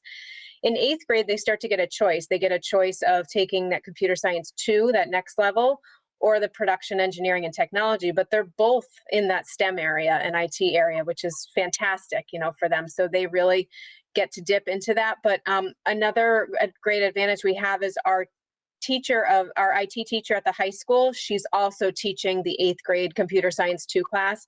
So she's multi-schooled, she's coming down to see those 8th graders, talk with them, work with them. And it's an excellent funnel right upstairs into our high school program, if they're really interested and focused into that. But in addition, we've already been talking, our high school engineering teacher is going to go down and actually touch base with the students that are in 8th grade in the production engineering class. That's going to be new and an initiative putting forward to this grant. We do it now where our 8th graders come up and see our rooms. This year they did it virtually, but we're really going to try and go down to the middle school a little bit more to really talk to those 8th graders and again, break down the barriers with stigma, because they get nervous even just to enter the room or find a room, kind of thing. So our focus is really more so going to be 8th to 12th, just because 7th doesn't have a lot of choice as they come in. But we're going to reach, going all the way across district as much as we can. That's great, because when you look at the college and career readiness literature, traditionally we focused on those older high schoolers, and then we got to the younger high schoolers, and there's many, many more middle school programs now, understanding how a longer trajectory of that involvement is really what could make a difference. So that's great. That's great to hear. And Perkins used to not fund anything middle school. They have now just this year through their through Perkins reform and Perkins 5, now we are able to spend money to 8th grade. So that is a big change too. Yeah, that's great. Thank you. Anyone else? This is Jean. Just a final, if you ever want somebody to come in, I am in IT. I run a mission critical system. I'm one of the probably still today few women who are running a mission critical system for the 2nd largest private university in Connecticut. I'd be happy to encourage, come in and talk about what I do if you ever do that kind of a program, either in the middle school or the high school. I would love to take you up on that as soon as we open our doors for visitors because of COVID, but that would be fantastic. We could also do something virtual. Okay, now, if I'm not mistaken, you need a motion on this, correct? Yes, I do, please. Okay. And how should that read, Scott? I think it can be that the motion to support the district's application for the Perkins Supplemental Grant for 2021. Stephanie, I'll make the motion that the RAM districts support the Perkins Supplemental Grant for the 2021-2022 school year. Jean, second. Is there discussion? Thank you. Okay, we'll go to vote.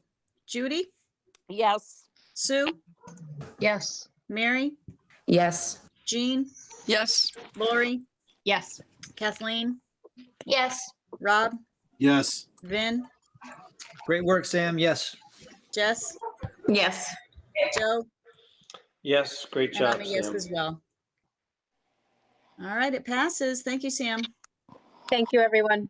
Sam, I have another possible idea, building on Jean's or piggybacking on Jean's, is, you know, any of our college students who are possibly studying or successful or who would want to give back, because one of the things that I've said at past board meetings is that RAM should be so proud of how its students treat each other as they approach college. You know, they reach out to each other, even if they don't know them that well, if they're considering a college they're attending, and they take them for tours and they answer questions. And I saw it with both of my children, and I know that they are doing the same thing with other RAM students. And it's kind of like this quiet secret, but it's one of the nicest things. And I really believe it's because of RAM's leadership, RAM's culture, RAM's everything that all of you do. So, you know, just futuristically, that might be a neat thing to do too. I appreciate that. And actually, these are really great ideas that I'm going to put right into our strategic plan that we're going to submit. So thank you. All right, thank you. Great. Thank you, Sam. And we will keep everyone posted on the success of Sam's application. Great, thank you. All right, moving on to 10.6 surplus, discussion of 2019-20 1% surplus funds. Okay, so this is a continuation of our discussion from our last Monday's board meeting in terms of how the board wants to proceed with allocating the 1% surplus funds. I'm going to share my screen. I shared a presentation with everybody earlier this evening.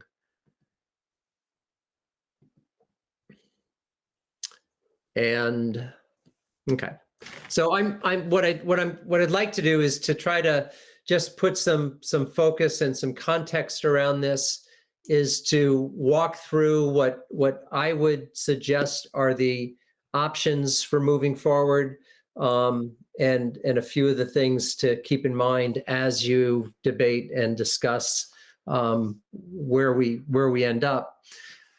So the money that we're looking at is the 2019-2020 audited surplus. And so this is from last year. The total surplus is $753,931. And very much like from this year, the reason for an extraordinarily large amount of money left over at the end of the year was really due to last year's COVID experience and shutting schools down in March, not running transportation for the rest of the year, and so many of the other things that cost us money. So for example, we canceled the spring season last year. So there were large swaths of money that just didn't get spent. So hence a significant surplus. The amount that we already have earmarked for the three towns is the $448,972.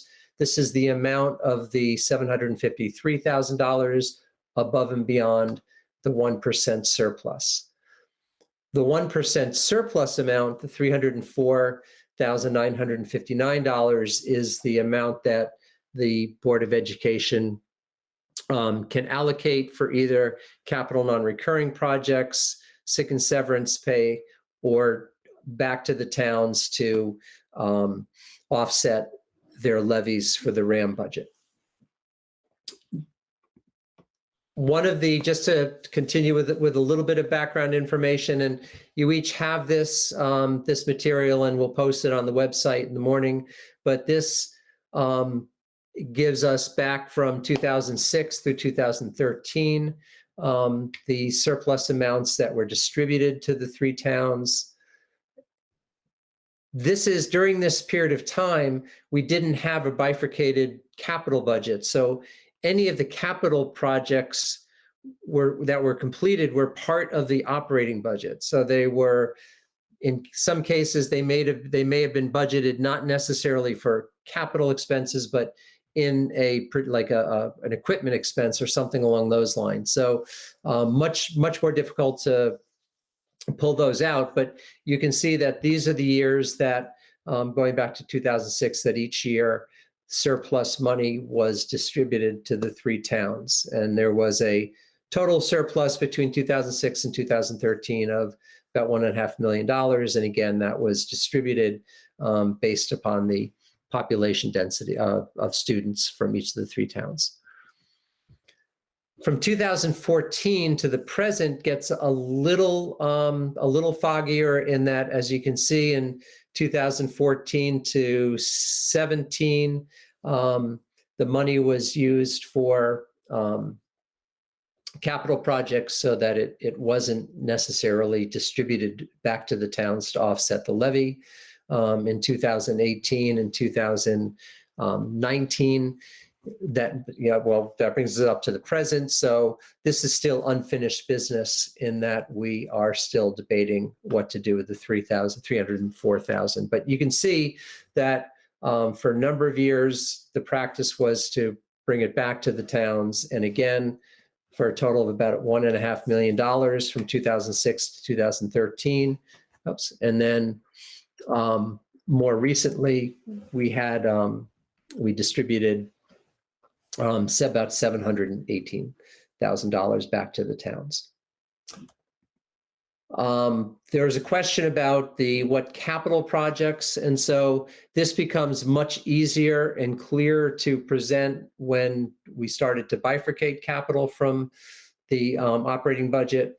And so this simply gives us a list of the capital projects that were budgeted beginning in 2017. And you can see the budgeted amount, you can see what we actually spent. Any of the extra money remains in capital non-recurring, and it might get earmarked for another project. So 2017-18, $289,000 was budgeted for capital. In 2018-19, $243,000 was budgeted for capital. 2019-20, we had $516,000 budgeted for capital. Last year, 2020, or this current year, 2020-21, $343,000 earmarked for capital. This is, we're still in the process of, some of these projects are ongoing. For example, the drainage of the competition field. So we don't have a final resolved numbers on this particular example.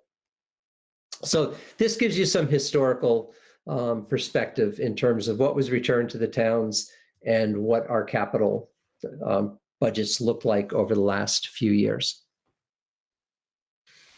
When we, part of the discussion from last week was, if, the facility subcommittee created the $299,000 proposed capital budget, which is still alive and well and sitting in our proposed budget process. These were the items that are in our long-term capital plan that were earmarked for this year, but the facility subcommittee chose not to include in the proposed budget, and that was for a number of reasons. One, most of the items in the proposed $299,000 budget are health and safety related, and quite frankly, I think that we felt as a whole it was an affordable, $299,000 was a reasonable and affordable amount. Not to say that these aren't just as important in many ways. And in our discussions, it was thought that if at all possible, that these projects could be covered with any surplus money. So it's certainly appropriate for us to be looking at what these projects were, because that all along has been at least one of the considerations, that even though this wasn't able to make it into next year's proposed capital, that we would have an opportunity to use surplus money to cover some of these projects.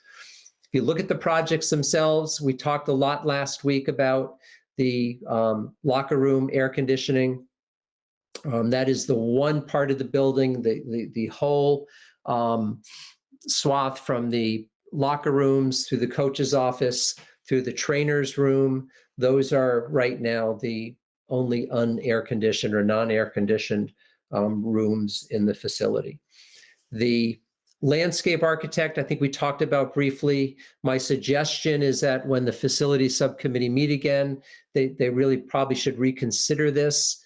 This is $15,000 to engineer the main entrance to the building, but that would lead to a very expensive process if you're going to do that. And I'm not sure, quite frankly, our current security plan necessarily calls for that.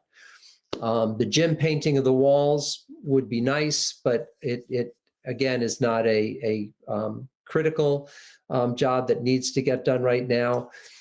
We talked about the floors last week in the kitchen serving areas, and they are far past their prime, and certainly something that will need to get done, if not this year, then certainly in one of the upcoming years. So, I think the facilities subcommittee was right to make the decisions they made, and of these items that didn't make it into our proposed budget, certainly the air conditioning in the locker room area and the kitchen floors would be the two that are probably most necessary, and certainly the ones that come with the highest price tag. So I'm going to kind of give you a few scenarios for how this money may be used. And I think that's when our discussion really needs to begin. The air conditioning, you'll see the price is a little different here. It's $210 and it was $195 originally when we budgeted it, and $15,000 for the engineering fees.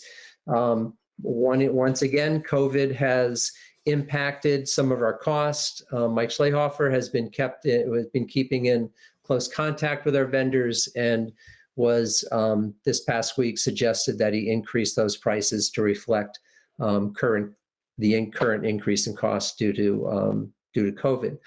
So one option would be to use part of that surplus money to cover the air conditioning, and use the money left over, the $78,959, as an offset credit to the towns. The air conditioning is, it is, I think, a health and safety. I think it was discussed last week that there are some health and safety attributes to it. Certainly, as we've gone to really a 12-month athletic program, the locker rooms get used throughout the year, and really it can become a health and safety issue, certainly during the summer, the spring, and the early fall months. It is a job that will need to get done. If we don't fund it with surplus from this year's budget, it will be a job that will have to be considered either in budgeting for it in future capital projects, or using surplus money at some other point down the line. I think one of the challenges that we are going to be finding is that some of the jobs that are out there that are coming up in the next few years are going to be expensive jobs, whether they be boilers or chillers or the roof. Certainly some of that will likely need to be talking about bonding, but I do think we have to be at least cognizant of the fact that whatever we don't fund now, we run the risk of fairly expensive projects piling up on one another. A second scenario would be to use all of the surplus funds and complete the air conditioning job. And although we would not have all of the funding necessary from surplus to complete the kitchen floors, we would use the remaining $299,000 left over after the air conditioning to at least start a capital fund that would allow us to complete that job at a relatively soon point down the road. And again, I think these are the two most important pieces of the capital funds that we're currently not in any funding cycle. Scenario 3 would be to put all the money back into the towns. And I know this was part of the discussion last week as well. Just, one thing I would throw out, that I know there was some discussion that if we do give all of the surplus funds back to the towns to offset the budget, I think that the reason to choose that is because you feel it's the right thing to do. I know there was some talk about we may be able to have a more favorable stance for the towns in using the $1.5 million savings we'll experience next year through the principal and interest reductions. And I think that's a very generous offer. My only concern there is that it's difficult to predict where we're going to be a year from now. Certainly a year ago, it would have been almost impossible to predict that we'd be in the current situation we're in. And I'm not sure if anyone can really make that promise. No fault of their own. It's just that things change each year, and whether if we do choose to use all the money to offset the budget, I think we should be doing it because it's the right it's the right thing to do, not necessarily because we anticipate we'll be able to spend all that money next year. Because again, we really can't predict where we're going to be at this time next year. So, I would say the three scenarios I would encourage the discussion focused around would be to cover one of the projects, the air conditioning, and use the rest to offset the levy for the towns. The reason why I'm putting the air conditioner here and not the floors is that we will be continuing our service of food to the community over the summer. And so it's unlikely that we would have the time to complete that project, where this is a project we would be able to complete. Or again, use it all towards those two projects, or return all of the money to the towns to offset their budget.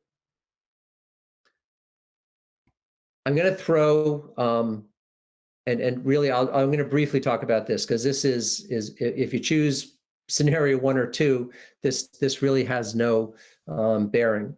If you chose scenario 3 and give the money back, all I'm trying to show here is that in the first column or the second column, you'll see the current capital budget proposal, $299,000. That's still in the budget. If we do end up giving the money back, I just wanted to show that there may be some other options to get some of these projects done. And in the third column, the red column, what I would propose is that we use current funding, as Eva indicated earlier. Because of COVID, we do have money to use this year that we haven't had in the past. It's quite another unusual year in that respect. To use some of that money to cover and pay for some of the items that are currently in our capital fund. And then I would suggest we shift the locker room air conditioning into our capital fund, and you'll see that the amount of money stays about the same. But again, this is only viable if option 3 is chosen. I think that the heart of the discussion really needs to be, do we use some of our funds to cover some capital and give some back to the town to support the levies? Do we use all of the capital to support projects which are viable and projects that really are going to need to get done? If we don't do it now, we're going to be using budgeted money at some point in the near future to cover.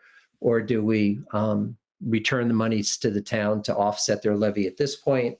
And if you choose that, then there are some other options we can look at to try to get some of those other projects done. So Stephanie, I think I'll leave it at that and then open it up to discussion. Okay, I think what I'd like to do is go down through the list so people can ask questions and make comments, so nobody feels like they have lost time or they have to compete with each other. So I'm going to use the same list that I've used all evening, and I can certainly go back through the list again if someone thought of something else they want to add. So Judy, do you want to start?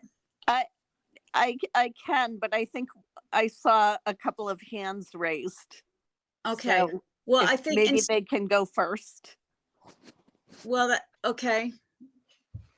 I'll go down to the next person. Sue, I know I saw your hand raised. Yes, I do have a few questions. The engineering fees, the AHU, what is that about, Scott? For 16,000? That's the engineering fees that will be necessary to complete before they can do the installation of the actual air conditioning Okay, project. so those two projects have to go together. Yes, correct. Yes. Yeah. That's what I thought. All right, let me just go through. I was making notes while you were.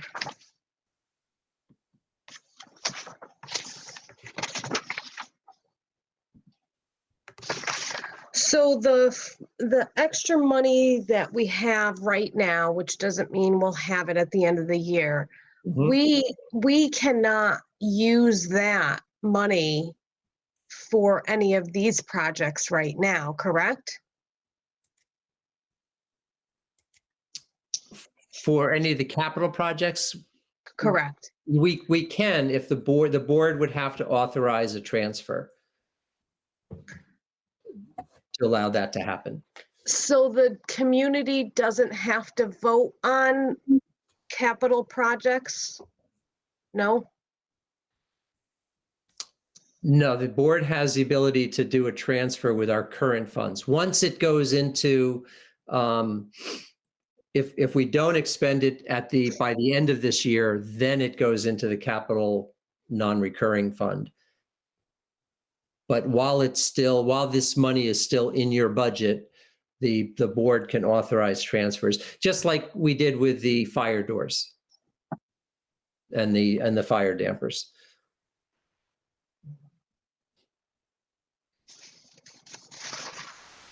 What has the towns been saying? Has anyone personally reached out to you about returning the funds to the towns?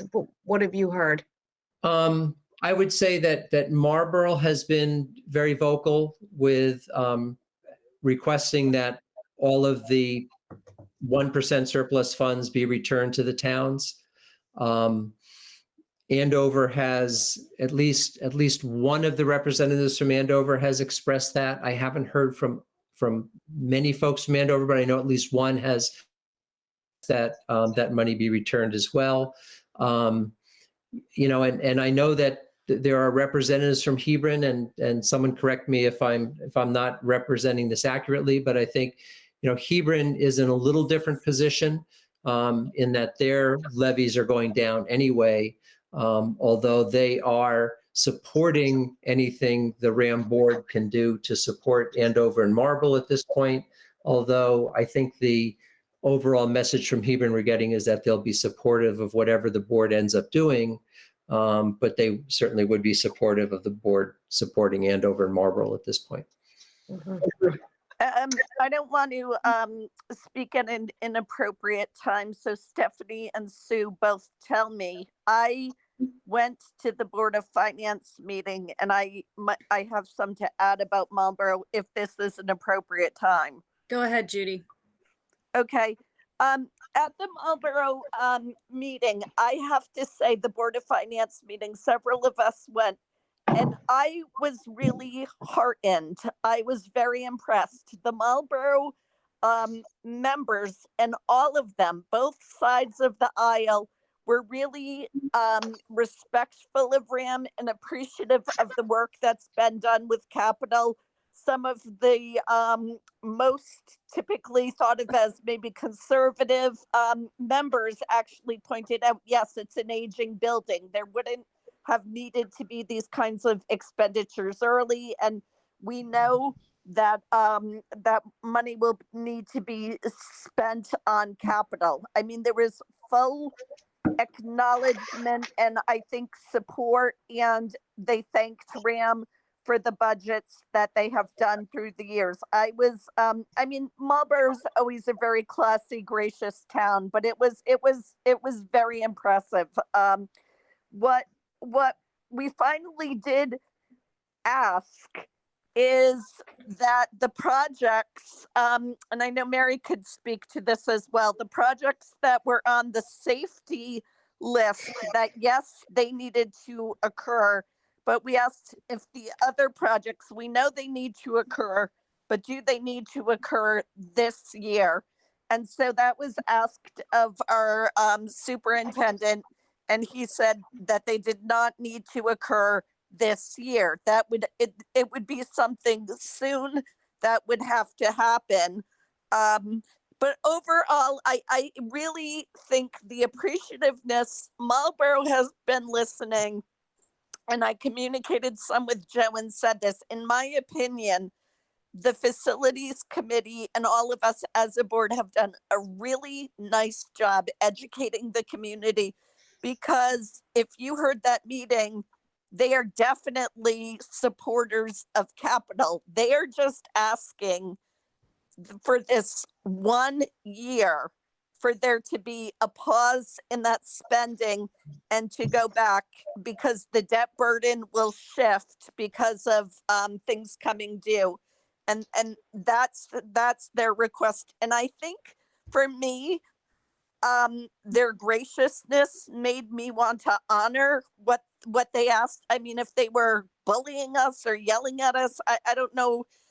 You know, I should always be listening to information and the message, but they were very, very clear. And so much so that Greg Lowry, who I don't even really know, but said that he's had some meetings, and Scott and Stephanie, you could speak to this, and that, yes, he can't guarantee it, but he would be happy to really work with the other communities to try to fund capital in an ongoing, very meaningful, significant way. And then the board actually addressed, well, but the taxpayers still need to support it. And they talked about really trying to communicate better with the town in emulating something that Portland did as a town, and really communicating the capital needs, you know, to be supportive. So Sue, only because you asked what the towns were saying, that was a lot of additional information I didn't know before the Board of Finance meeting. I know, I appreciate that piece of information. So one last question, or just confirmation. We could use the money we have in our budget today to pay for these high priority items that are on this piece of paper, the unfunded 21, 22 capital improvement projects, that slide. We could do that with a motion, a second, and majority. Yes, okay. Yep. Those are all my questions right now. Thank you, Stephanie. Okay. Mary? Sorry about that. I actually do, Scott, would you be able to talk about scenario 4 a little more in depth? I guess what I'm interested in knowing is shifting what we have budgeted right now for capital expenditures for next year. It looks like you're taking all of them out and transferring them to something else. Is that correct? Yeah, here's my thinking on this. Let me make it bigger. Is that if any projects that we embark upon with this year's money must be encumbered by June 30th. So we can only embark upon projects that are going to have a relatively near-term completion. So for example, we couldn't just simply say, we're going to give all the money back, we're not going to use, and we're just going to buy the air conditioning out of this year's funding. We couldn't do that because that's a job that is likely not going to be completed for sometime long after July 1st. And it may even not be until next spring sometime. So you can't just simply say we're going to fund, we have a capital project we'd like to fund, and therefore we're going to put the money towards it. It has to be a project that is going to be completable by, or encumbered by June 1st, or June 30th. So what this particular slide shows is that I've cherry-picked those projects that we know we can have completed in time to, so we can use this year's money. What you see in the blue, the last column, and in particular, the air conditioning for the head end room and the air conditioning for the locker rooms. Those are two longer term projects that would not be done by the June 30th deadline. So hence moving, pulling some of those projects up at the top, the gym floor protectant down through the sidewalk, moving those over into this year's funds so that we make way for the two items at the bottom, the air conditioning and the locker rooms. Okay, so was this sort of what Sue was referring to with the transfers? Right, yeah, right, exactly. Okay, thank you. Yeah, essentially what we're doing here is rather than having this money as surplus funds and having this discussion next year, we're kind of utilizing it now. So. Thank you very much. Okay, Jean? Hi, I unfortunately wasn't able to make it to the Marlborough Board of Finance meeting, but I'd like to ask maybe those who were there, if this is allowed, to say, was there any other reason beyond the bond issue? It seems to me the grand list has climbed 1.89% in Marlborough. We put in big box stores like Big Y, and so it seems like the budget for Marlborough must be fairly healthy. Was there another reason that besides the bond issue, which seems pragmatic but not pressing? Jean, one of the other factors that the representatives from Marlborough's do reference is the percentage of the population percentage has shifted a bit. So Marlborough this year, right now with our current levies, would see an increase of just north of $700,000 in their levy for RHAM. Hebron, on the other hand, sees a decrease in the levy due to the population shift. So it wasn't just the spending, but it was also that was a factor that's been mentioned. But is not related to the grand list climbing? I mean, as your population grows, you have more people. And now they're talking in here in our town about a 90-something apartment, which is going to further. So are we robbing Peter to pay Paul? I see Rob is shaking his head. You want growth, but when you get growth, you want to collapse the revenues and squeeze it out of the corners of what's bringing people here. People are coming here because Marlborough, frankly, has always had really stellar elementary schools. Mary, well, thank you. And so I'm always perplexed by this rather conservative attitude in Marlborough about we have lots of money coming in, squeeze it out and make sure we don't increase, our revenue spending, which is what's bringing people in. It's an equation I never really, Judy, I'm talking. I've never really understood. And the other question I have is, and I think you answered this, Scott, and you said, do we have time to embark on all of the number 4 orange column in scenario number 4? Yes, right. So that's a sort of pragmatic thing. And the other thing was for the people who are at the Board of Finance, what do they consider the safety projects? Was the air conditioning in that list? What was in that list of the safety things that they would fund?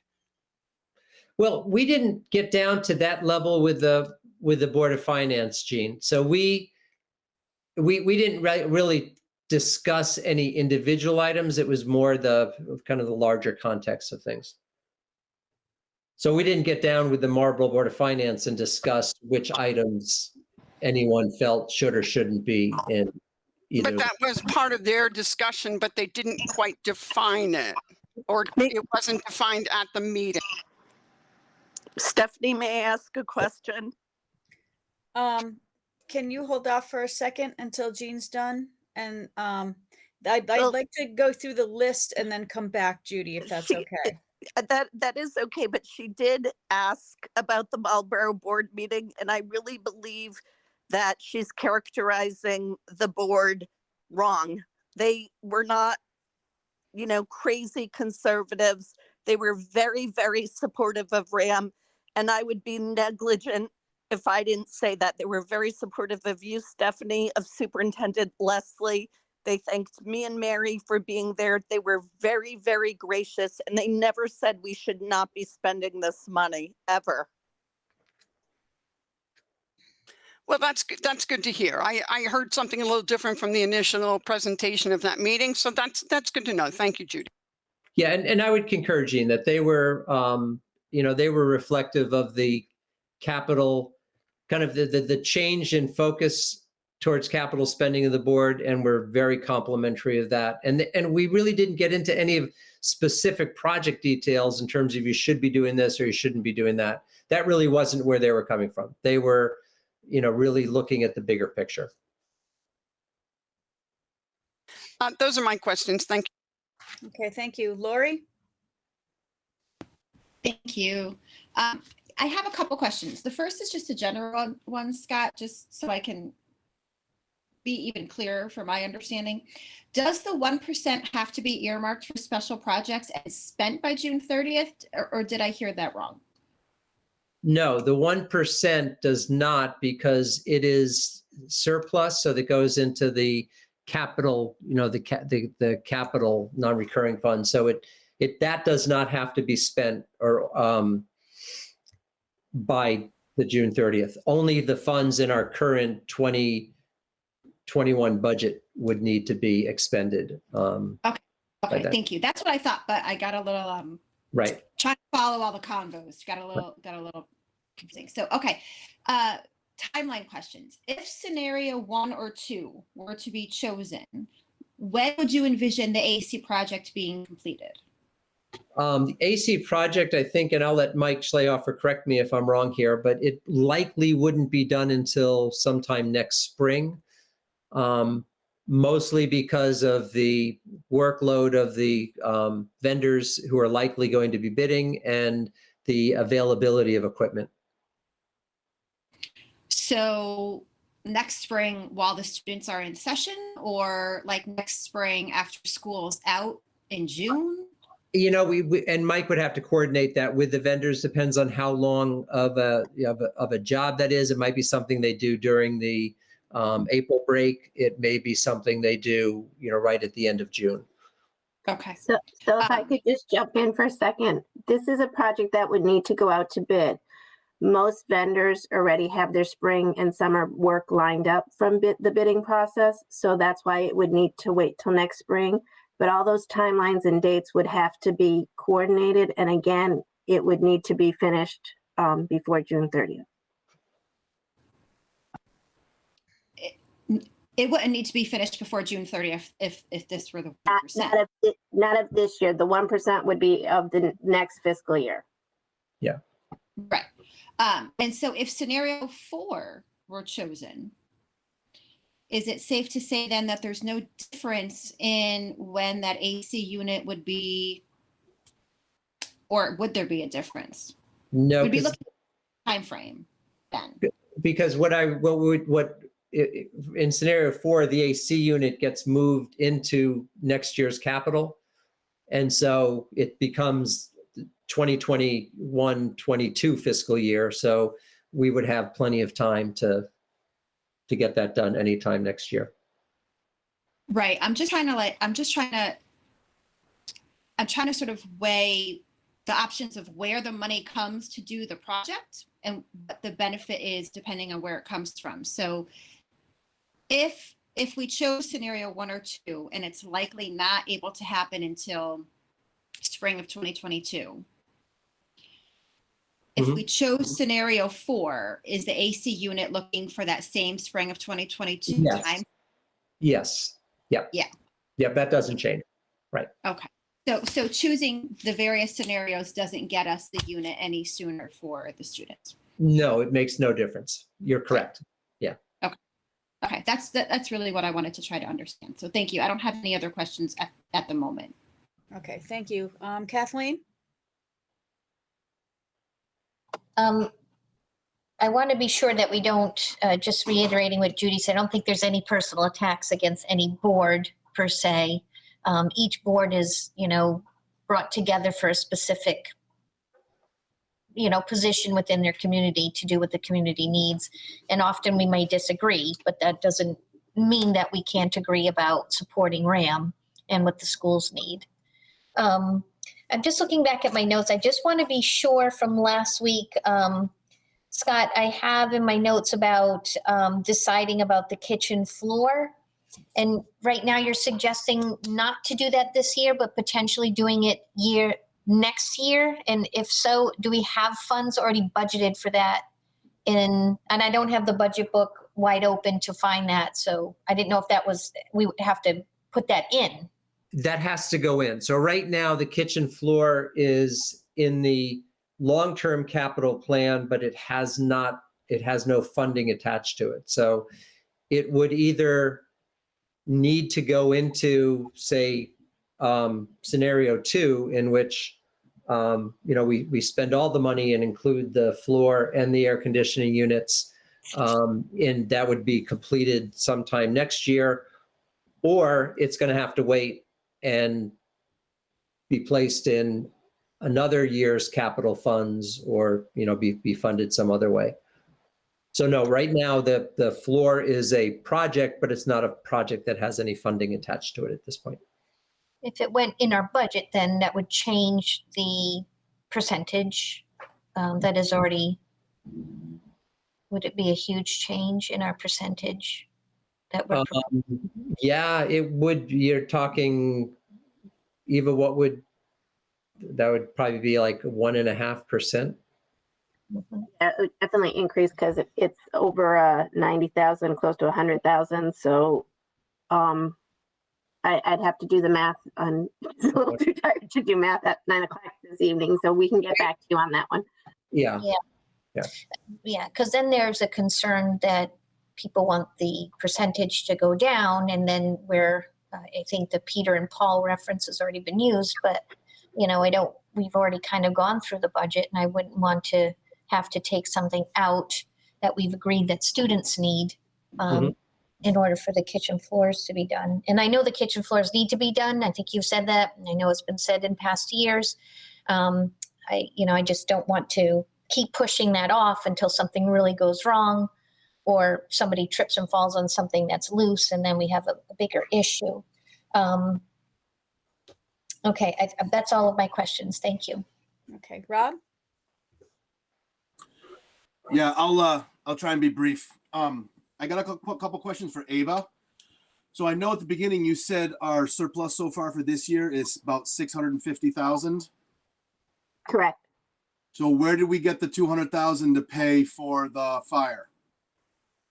So all that, the whole budget transfer that was approved at this night's meeting, the majority of it was from athletics and from some savings in the facilities budget that did not come to fruition, and or savings because of COVID and other items. So it didn't come off that 650? Oh, it does come off the 650. So yeah, the Now 200, yeah, so that'll bring you down to 4 something.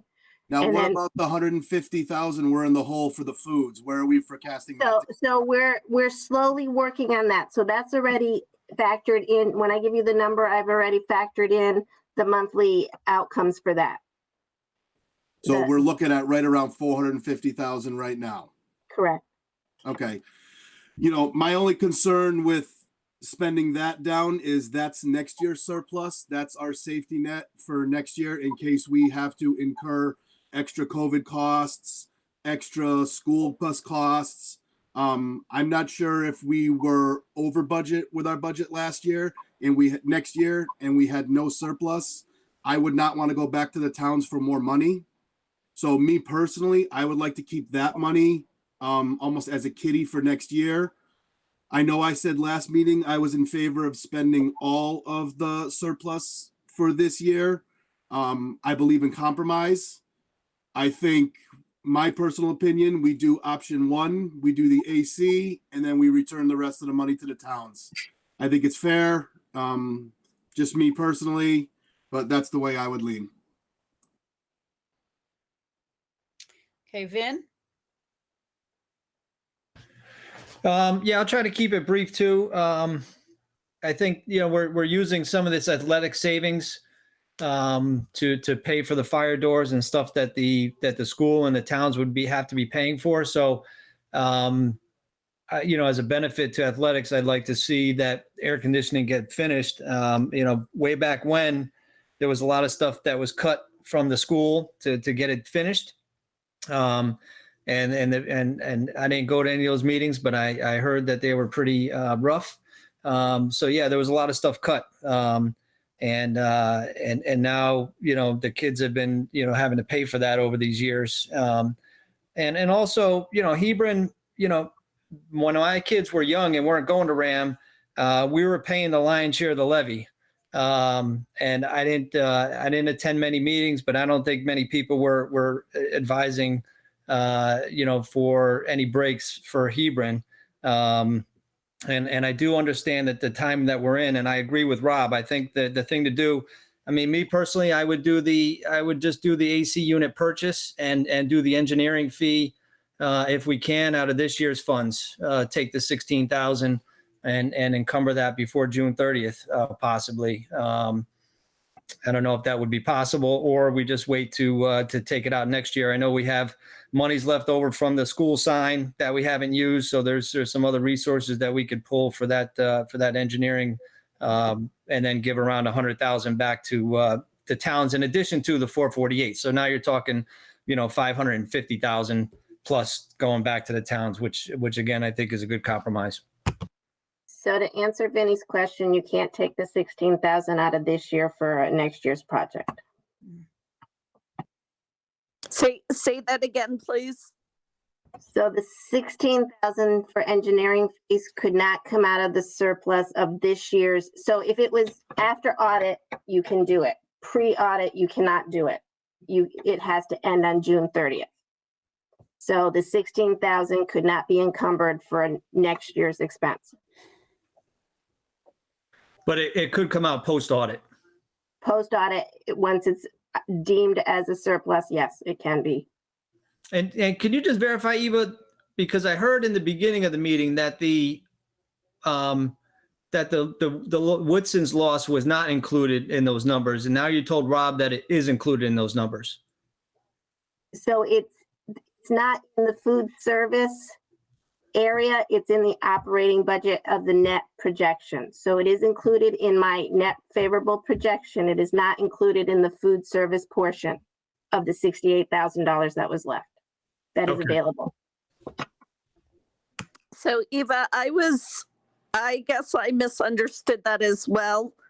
Could you just finish that when Vinny's talking so that we're all clear on that? So it was factored into the big total final number that you gave us.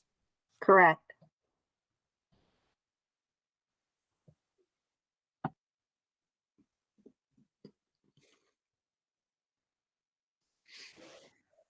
Okay, we ready to move on to Jess? I can't say that I have any questions, but I appreciate everyone's thoughtfulness as we're kind of going through this and trying to filter some of this out. I definitely tend to lean towards what Rob is saying, is kind of finding that compromise between definitely a very immediate need with the AC, and then also trying to support the towns and the positions that they're in. I do have one question because I can't remember right now. For the AC, what was the time frame for that to happen again? Was that over the summer? Well, it could possibly happen over this. It was probably more likely that, based upon the bidding process and the availability of materials and the time of the vendors, it would more likely be happening next spring. Okay, thanks. I couldn't remember. If the planets aligned and we had the right vendor and was able to get the materials, there's nothing to stop it from certainly happening over the summer. Great, thank you. Yeah, that was it. Thank you, everybody. Okay, Joe? Sure.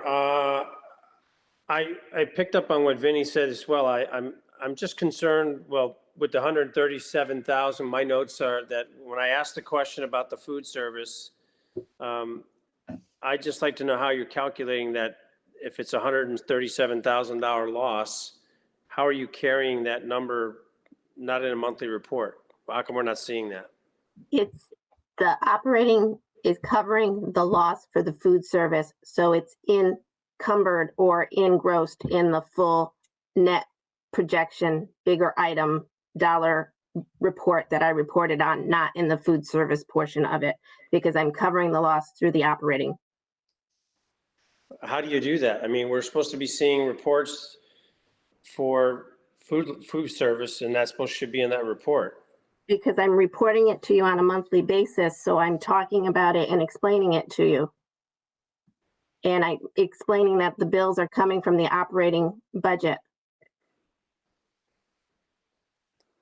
So I'll ask you another question then. Can this loss that you're forecasting be higher than what you're forecasting? No, because I'm working with the vendor who's projecting out the loss on our behalf. Okay. I really think that should be, we need to see that. You're telling us, I appreciate that, number one, but this is a transaction that should be transparent to the board. Unless I'm misspoken, I don't see that. I kind of look at these numbers very closely on a monthly basis, and if I'm looking at a food service loss of, what is going to be our total food loss? You're saying it's 137, or is it already more than that? It's going to be 137,000 is the figure that I have from the last that I will be projecting out for you again for next meeting. I will find a different way to try to reflect the food service report. That's just a report that I've inherited, and it's my understanding that's how you guys like it. So I will try to find a better way to project it out for you. I really appreciate that, because that food service, if that's something it never really made sense to me, number one, because we seem to carry that as a totally different, it's almost like a capital fund, right? In essence. But it comes out of operating, but it's really, because you guys do a lot of different things. You give money back to the vendor to buy equipment, and we actually pay for that equipment, and it's hard to, sorry. Yeah, so in essence, the way that the bid goes out for the vendors is that there's an investment portion. The investment means that that's money that's put into the program to invest into the program. That is a loan on our behalf that the vendor will purchase the stuff. So when the cafeterias or tables were purchased in the past, that was a loan that needed to be paid back to the vendor on the for our purchase. So it comes out of their pocket. We have to pay it back. So we have the potential to buy $15,000 a year on their dime, but we have to reimburse them for that. So it's amortized over the life of their contract. Okay, this is probably another time for discussion on this, but so I'll move on with that. So you've already talked about the fire doors coming off of the 652, so we're down to 450. We already talked, it was pointed out that we've already taken a $15,000 increase on the cost of the HVAC. And we can all know why, because the price of materials has gone skyrocket. So that's only going to continue. So I think we should be looking at that project at a more realistic time frame. Mr. Leslie has pointed out that there's no guarantee. Initially there was a lot of discussion between the three towns. As I mentioned last week, they wanted all of the surplus money plus our capital money, and now it seems like that's kind of gone away, and now we're back to just all of the surplus money.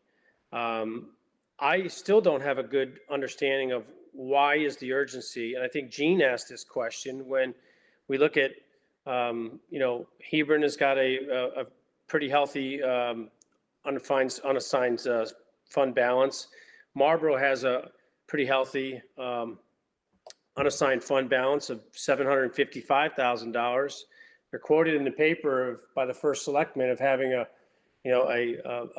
pretty solid and healthy financial report right now. Andover, I don't think is in that category, but I just don't have a good understanding of, and I want to have compromise as well. And I think Rob's idea is to wrap it up is probably the right one. But again, I don't understand when you look at how much money we've returned for the towns over a period of 10 years. And prior to that, the history, because I think Judy and I are the longest tenure members of this board, there was no capital ever put in. And as Mr. Leslie articulated, we've had to put it into maintenance. And the first thing that some of the previous boards have done was cut that maintenance out. And that's kind of how we got into this situation. And I'm very concerned as a board member and a taxpayer, if we're going to continue to go down this road of robbing Peter to pay Paul, as everybody's already articulated, it's a slippery slope. We saw what's happening with unanticipated expenses, fire doors, they pop up. What's the next surprise that we're going to have in this school? And we've had a lot of surprises. Everybody knows that. That's why I asked those questions about the inspections. What are we doing? When is the next one going to throw us a curveball and say, okay, well now, go back to the ADA projects.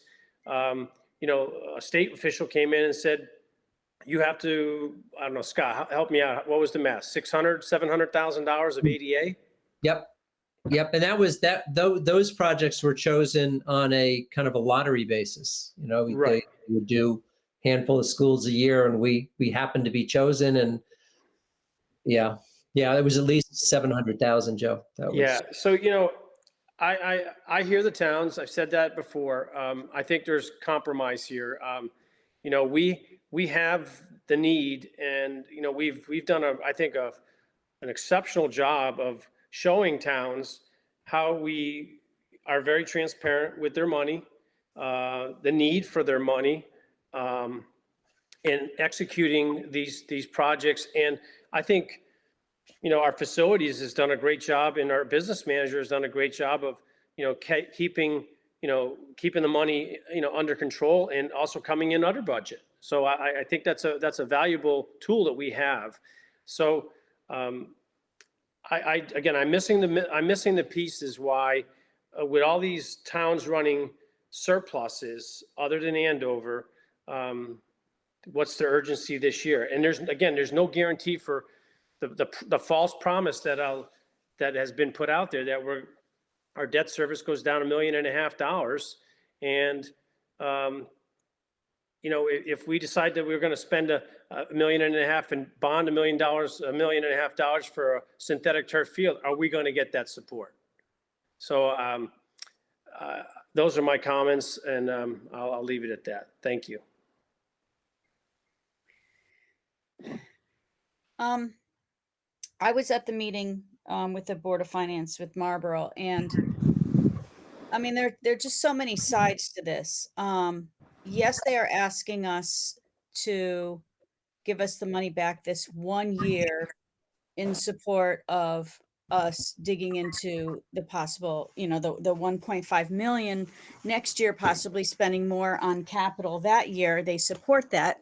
But I pointed out in the meeting, it's not the Board of Selectmen or Finance that are passing the budgets, it's the voters. And they had very reassuring words that they would do everything in their power to support, extra expenditures from that 1.5 mil. But,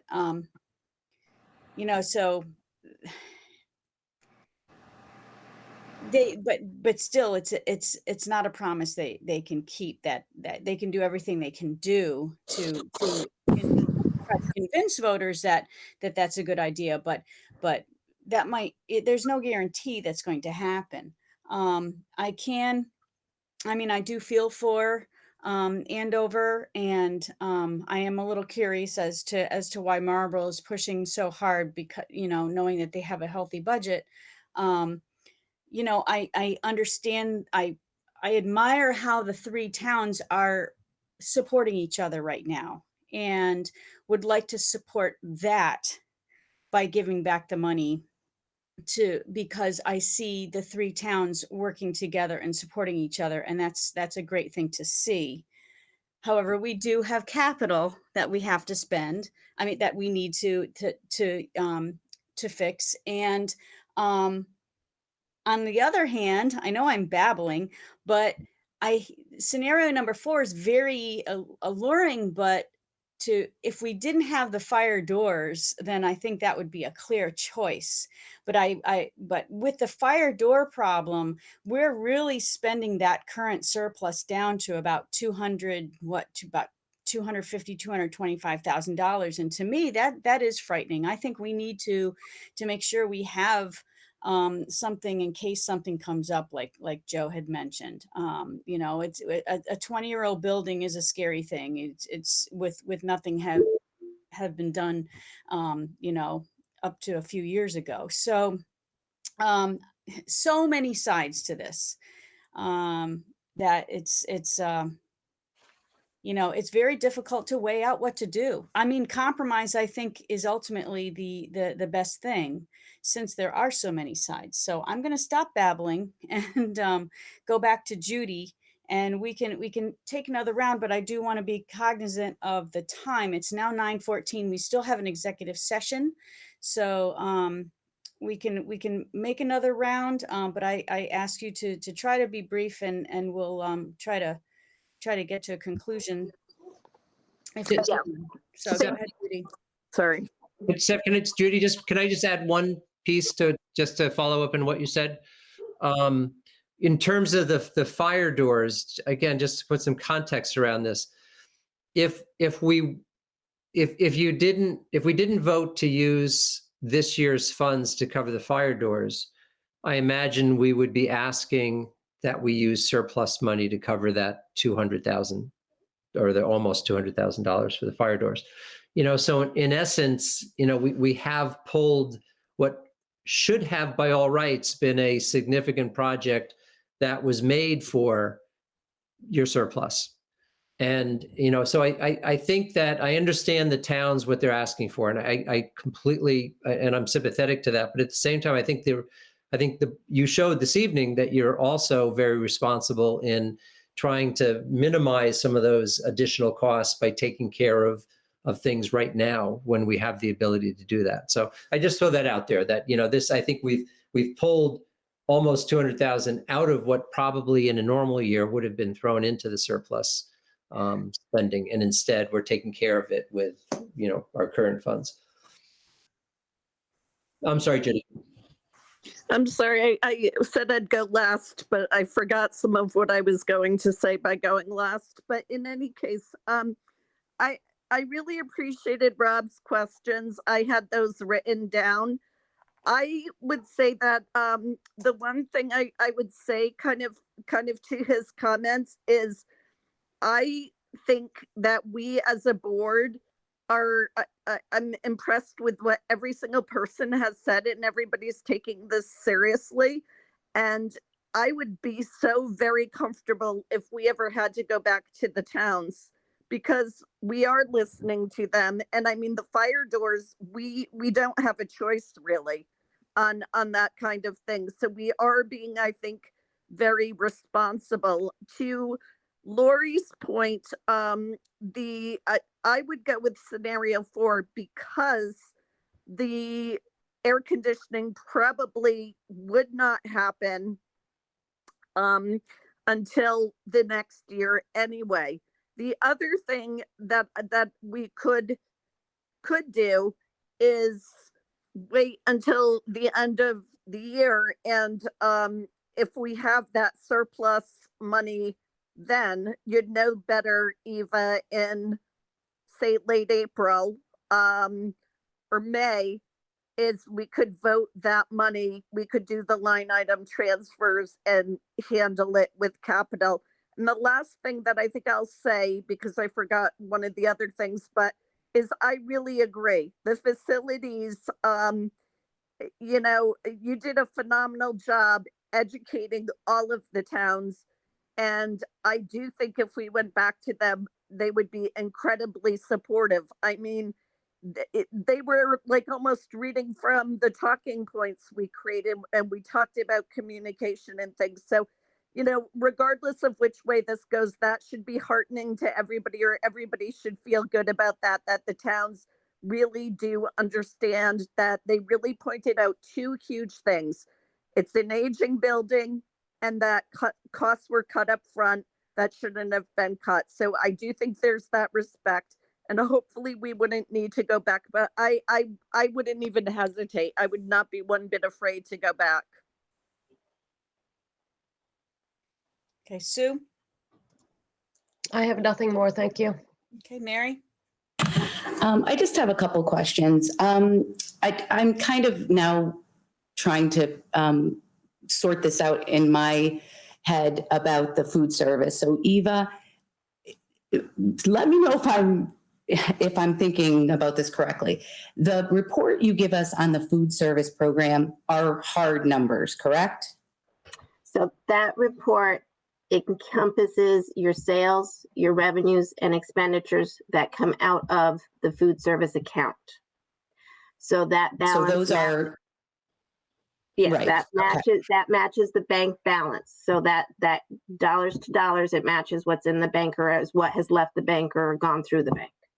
Okay, and your projection sheet, because they are projections, they're not.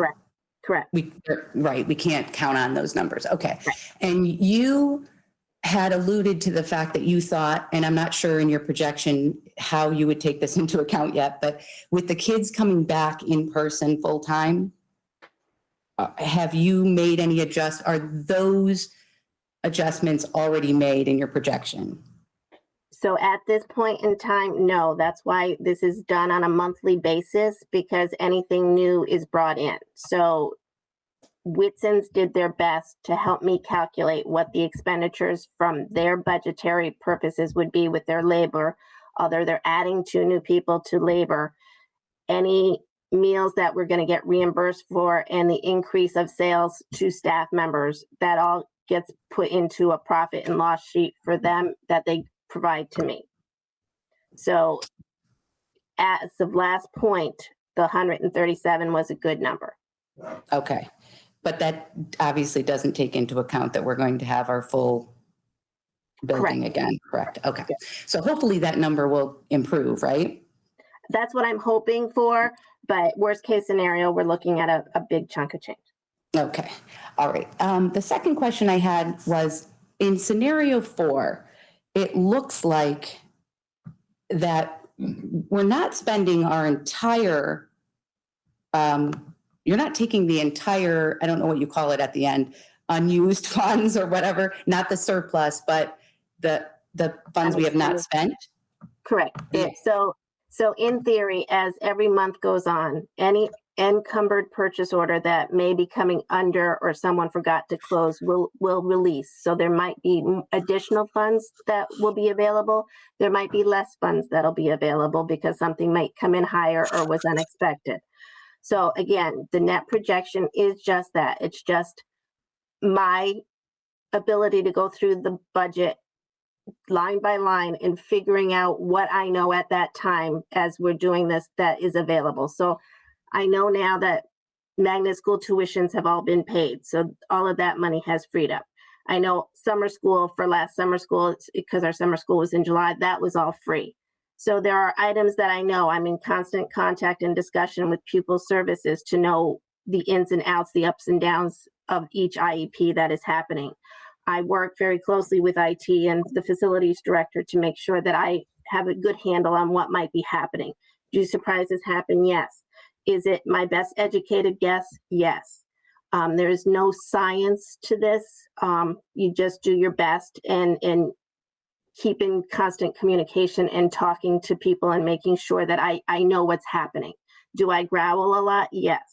But we make sure that we are in constant communication so that we know what's happening. That's how I develop the net projection. I go line by line. So I know that if there's a staff member that should be paid, why is that money still there? If the money is there, why is that? Why is it there? So I'm constantly talking to everybody.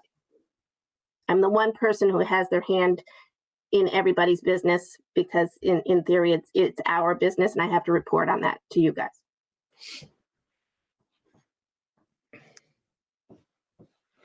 Does that help answer your question? Sorry. Mary, you're all set?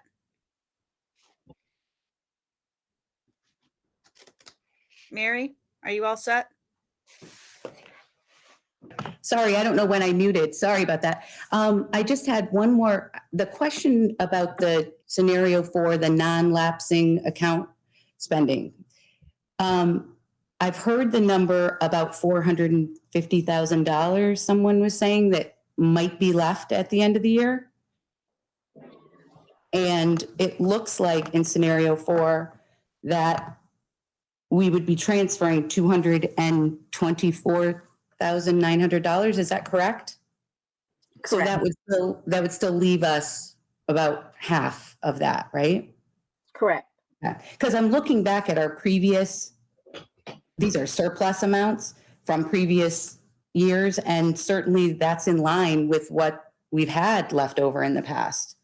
Right. Anywhere from 58,000, I mean, in the past let's say 5 or 6 years. It looks like it's sort of in line with what we've had.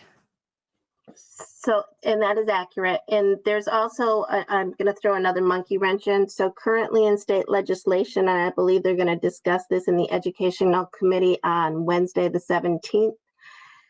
Currently, regional school districts are only allowed to move forward 1% of their surplus to capital non-recurring because of an oversight in wording when all the other school districts, regular municipal school districts, get to do 2%. So hopefully through this legislative process, our 1% will become a 2% that we can carry forward to surplus. So that might throw a monkey wrench into your discussion and planning purposes, but I'm hoping that that moves forward. Thank you very much. That was very helpful. Okay, Jean? Just some follow-up questions. First of all, I want to ask, I'm not, I don't deal with sort of estimating construction costs and the trades. So I'm hoping my fellow board members who are more knowledgeable can help us with this. But I'm hearing a lot about labor shortages across the board in hands-on kinds of building trades and all sorts of things and plumbing and electricity and whatever. And so I'm wondering if we don't do this air conditioning, does anybody have an estimate, an annual estimate? How much is it going to possibly cost us? In addition, it sounds like it already went up 15K. Am I hearing that? And what might it be if we put it off a year? What's that going to look like? And my second question is, Judy says she has no problem going back to the towns, and I don't know what that means. I would like some clarity on what she means by going back to the towns. Jean, I think that in terms of answering the question, what would the increase be if we held off a year? I don't know if any of us can predict that. I think the fact that we're seeing, a fairly significant 15,000 increase in a relatively short period of time tells us that it could only get worse. With staffing shortages and the challenge of finding qualified workers, you have to assume that wages will increase. And I don't know if any of us here can make that prediction, but I think we can all reliably predict that it will go up. How much, I'm not sure if any of us can put a hard number to that. Scott, you also have to think about whether or not this is a rate job, number one, for HVAC people. Also, is it, what's the threshold for the higher scale? Is it dollar amount? Prevailing wages? Prevailing wage, yes.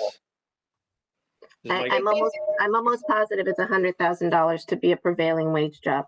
So this would be a prevailing wage job. So to answer, I think Jean's question, which is a good question about the trades and the increase of the 15,000 and is 1 year. I mean, we know it's going up. Yeah. But Jane's question was, why was Judy saying we could go back to the towns? I believe Judy, and Judy could correct me if I'm wrong. I'm sorry. Just to clarify, I had two questions. That was my second question. Okay. So from what I understand, when Judy says we could go back to the towns, Judy could correct me if I'm wrong.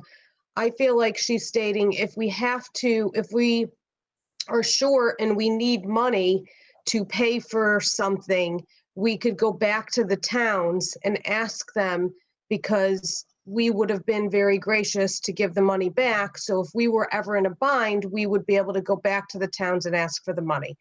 That's my assumption, Jude, of what Judy was stating when we could go back to the towns. I'll unmute myself. Yes, that's exactly right.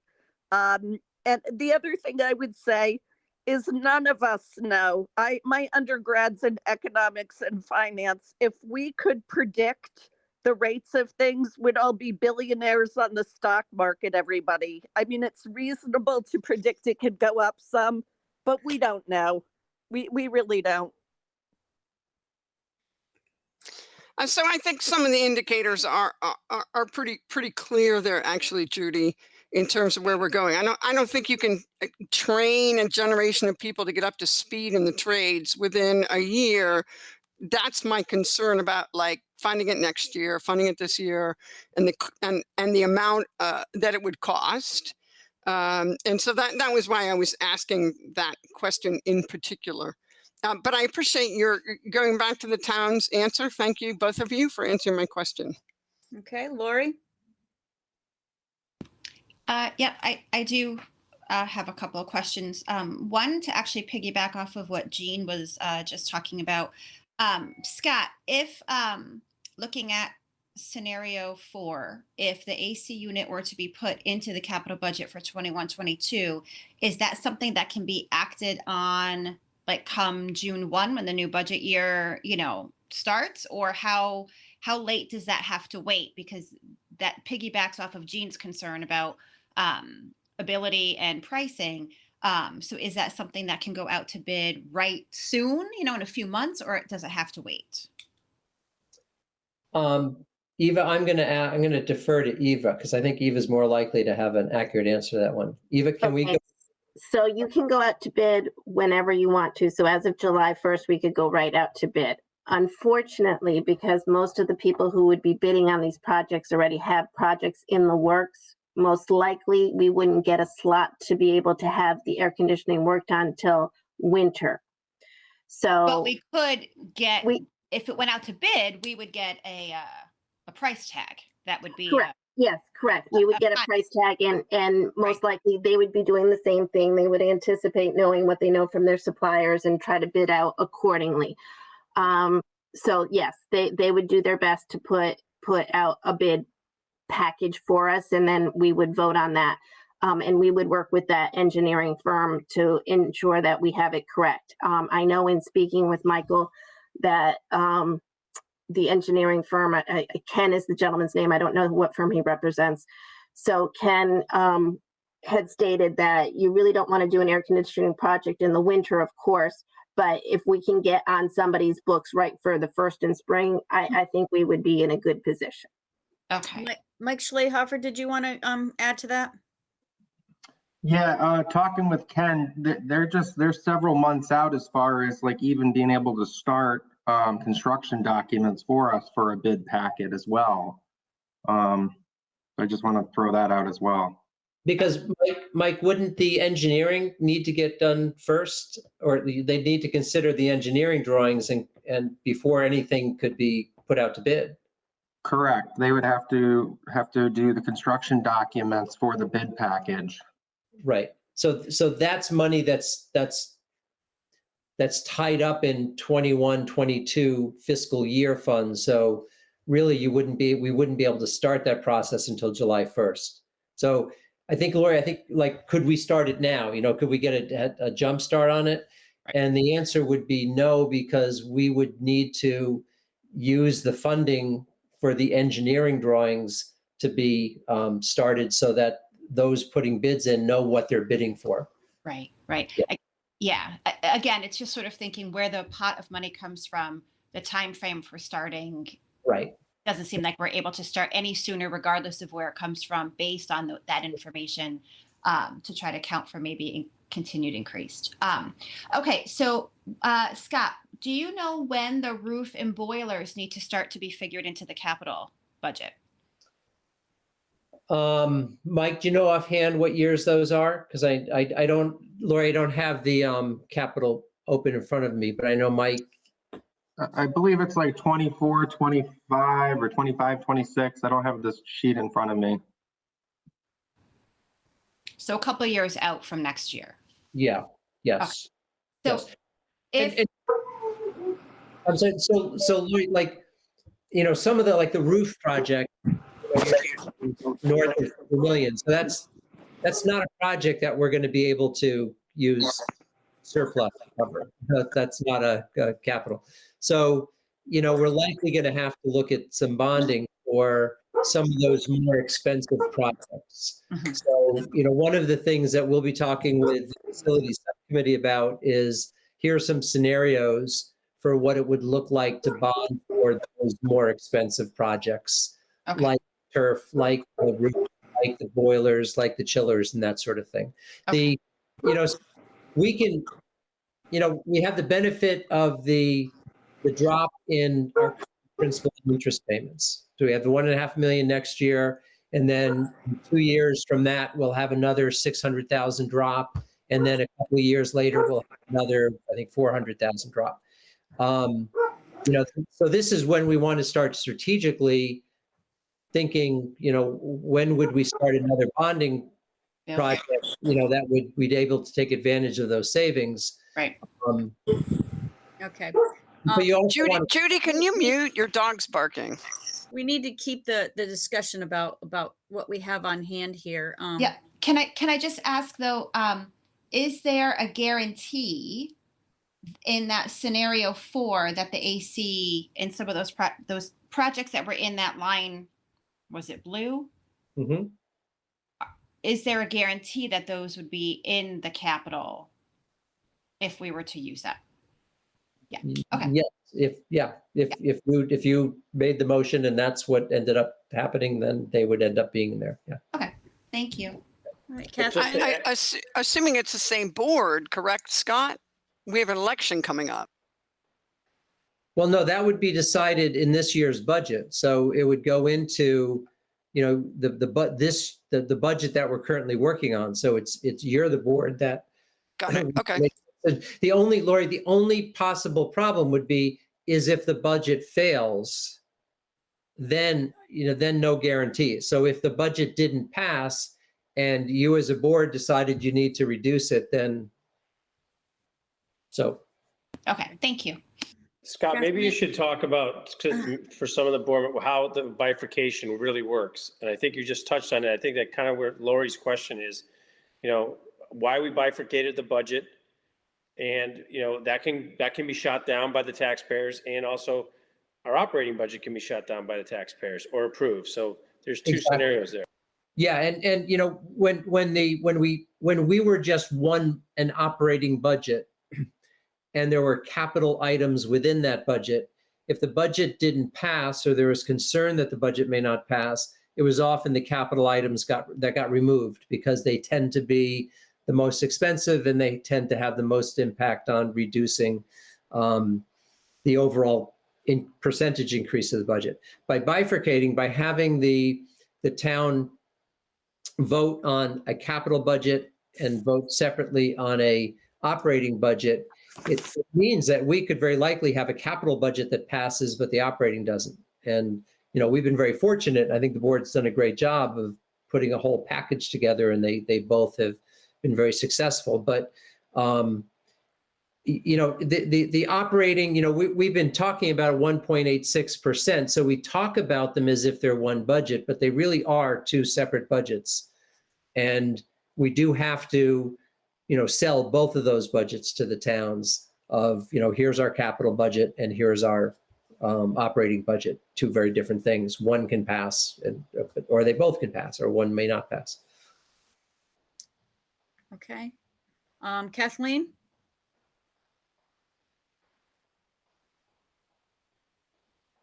Kathleen still there? Okay, we'll go on to Rob. I'm good, thank you. Vin? Yeah, I'm good. Okay, Jess? I'm good also.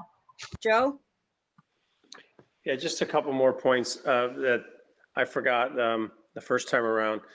When we talk about strategic planning and budgeting, again, I forgot this was another big one that's looming around the corner for us, which is ADA on the middle school level.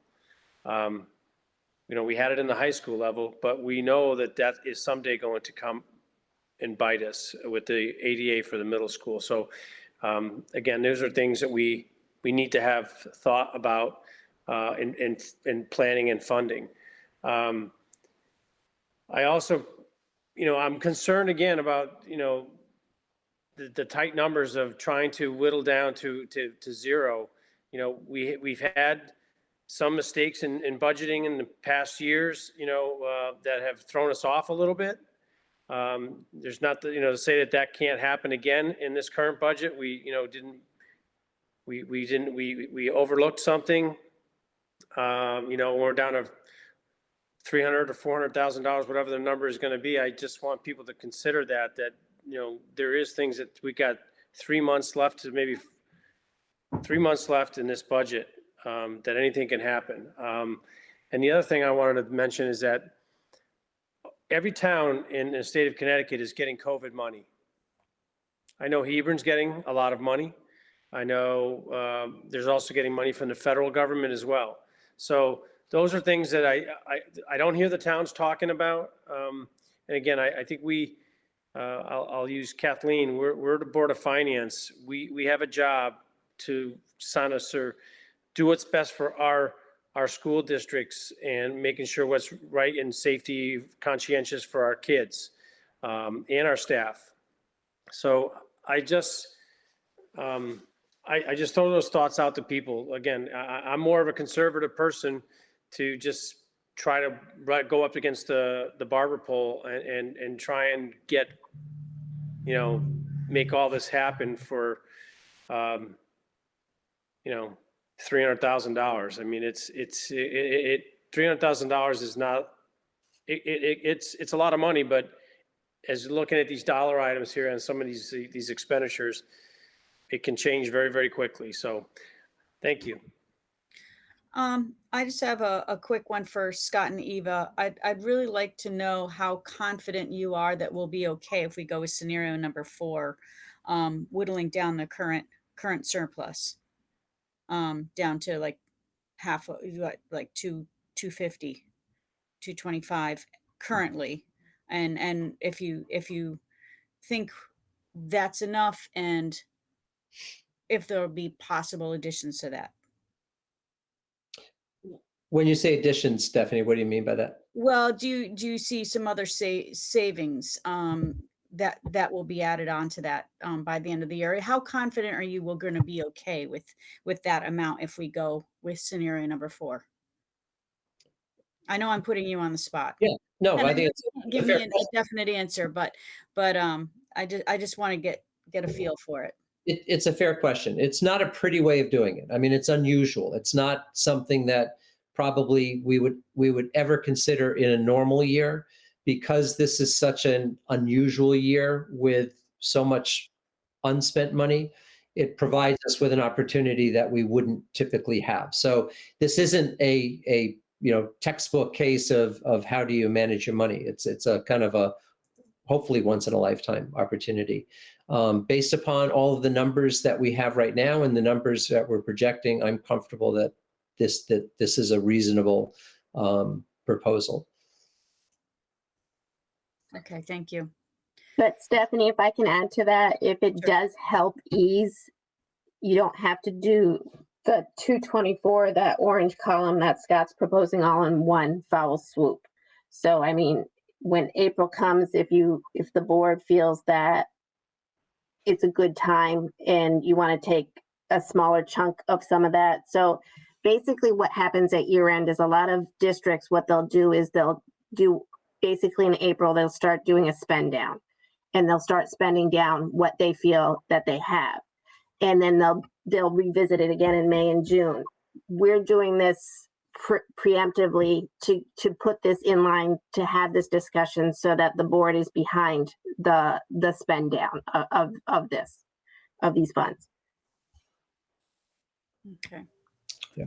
Stephanie, just a quick question. In the facilities meeting, was there any discussion brought up regarding funding of the turf field for next year? No, it was about, we discussed the fire doors. Randy was there, and that was the only topic of discussion. Okay, thank you.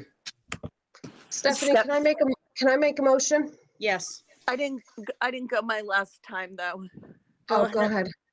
I'm sorry. I just wanted to ask a question. Can we get a copy? I love the sheets of prioritization that facilities has made. Can we get the most current and up-to-date one? Judy, which one do you mean? Do you mean like the long-term plan? Yeah, the one that has immediate, long-term. And what we did is we ranked projects, so we knew what needed to happen immediately, what had to happen pretty soon, and then like the roof or something. Is that 3 years away, 4 years, 5 years? Just so we have that information. Absolutely. Yep. We'll be happy. And I think that would be really helpful. And just before a motion is made, I really like scenario 4. And I think having managed budgets and closed out years, I think what Eva just said is very, very wise. It's really a safety way of doing it, that the plan would be to use all of the money, but that we don't commit it exactly at this meeting.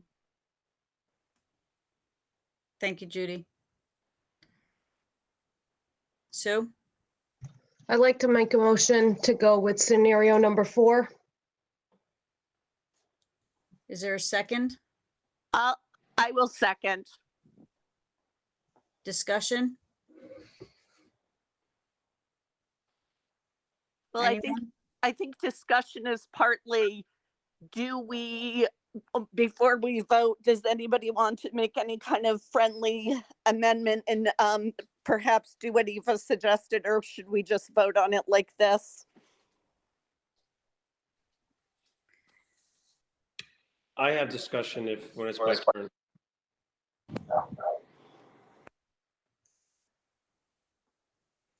I think it can be passed like it is. I don't know. No, thank you. I need to mute anyway. Have active dogs. Thank you. Joe? Since we're debating it, so I think the problem with option 4 is to what Lori's point was, is that there is no guarantee with capital next year. You can put it on the agenda to get this thing done, but it may not fly. That's the downfall, I think, with option 4. I tend to agree with you, Joe. So the only other option that I would have voted for would be scenario 3. I feel like a scenario 4 is a compromise. So that's why I went with 4. I appreciate that, Sue. You're obviously entitled to your vote and your opinion. I'm just saying that it is part of the discussion. It's, for me, I've been in facilities forever, and with my background, I mean, there's no guarantee. That's what scares me. There's no guarantee what's going to come next year. We didn't anticipate a pandemic this year.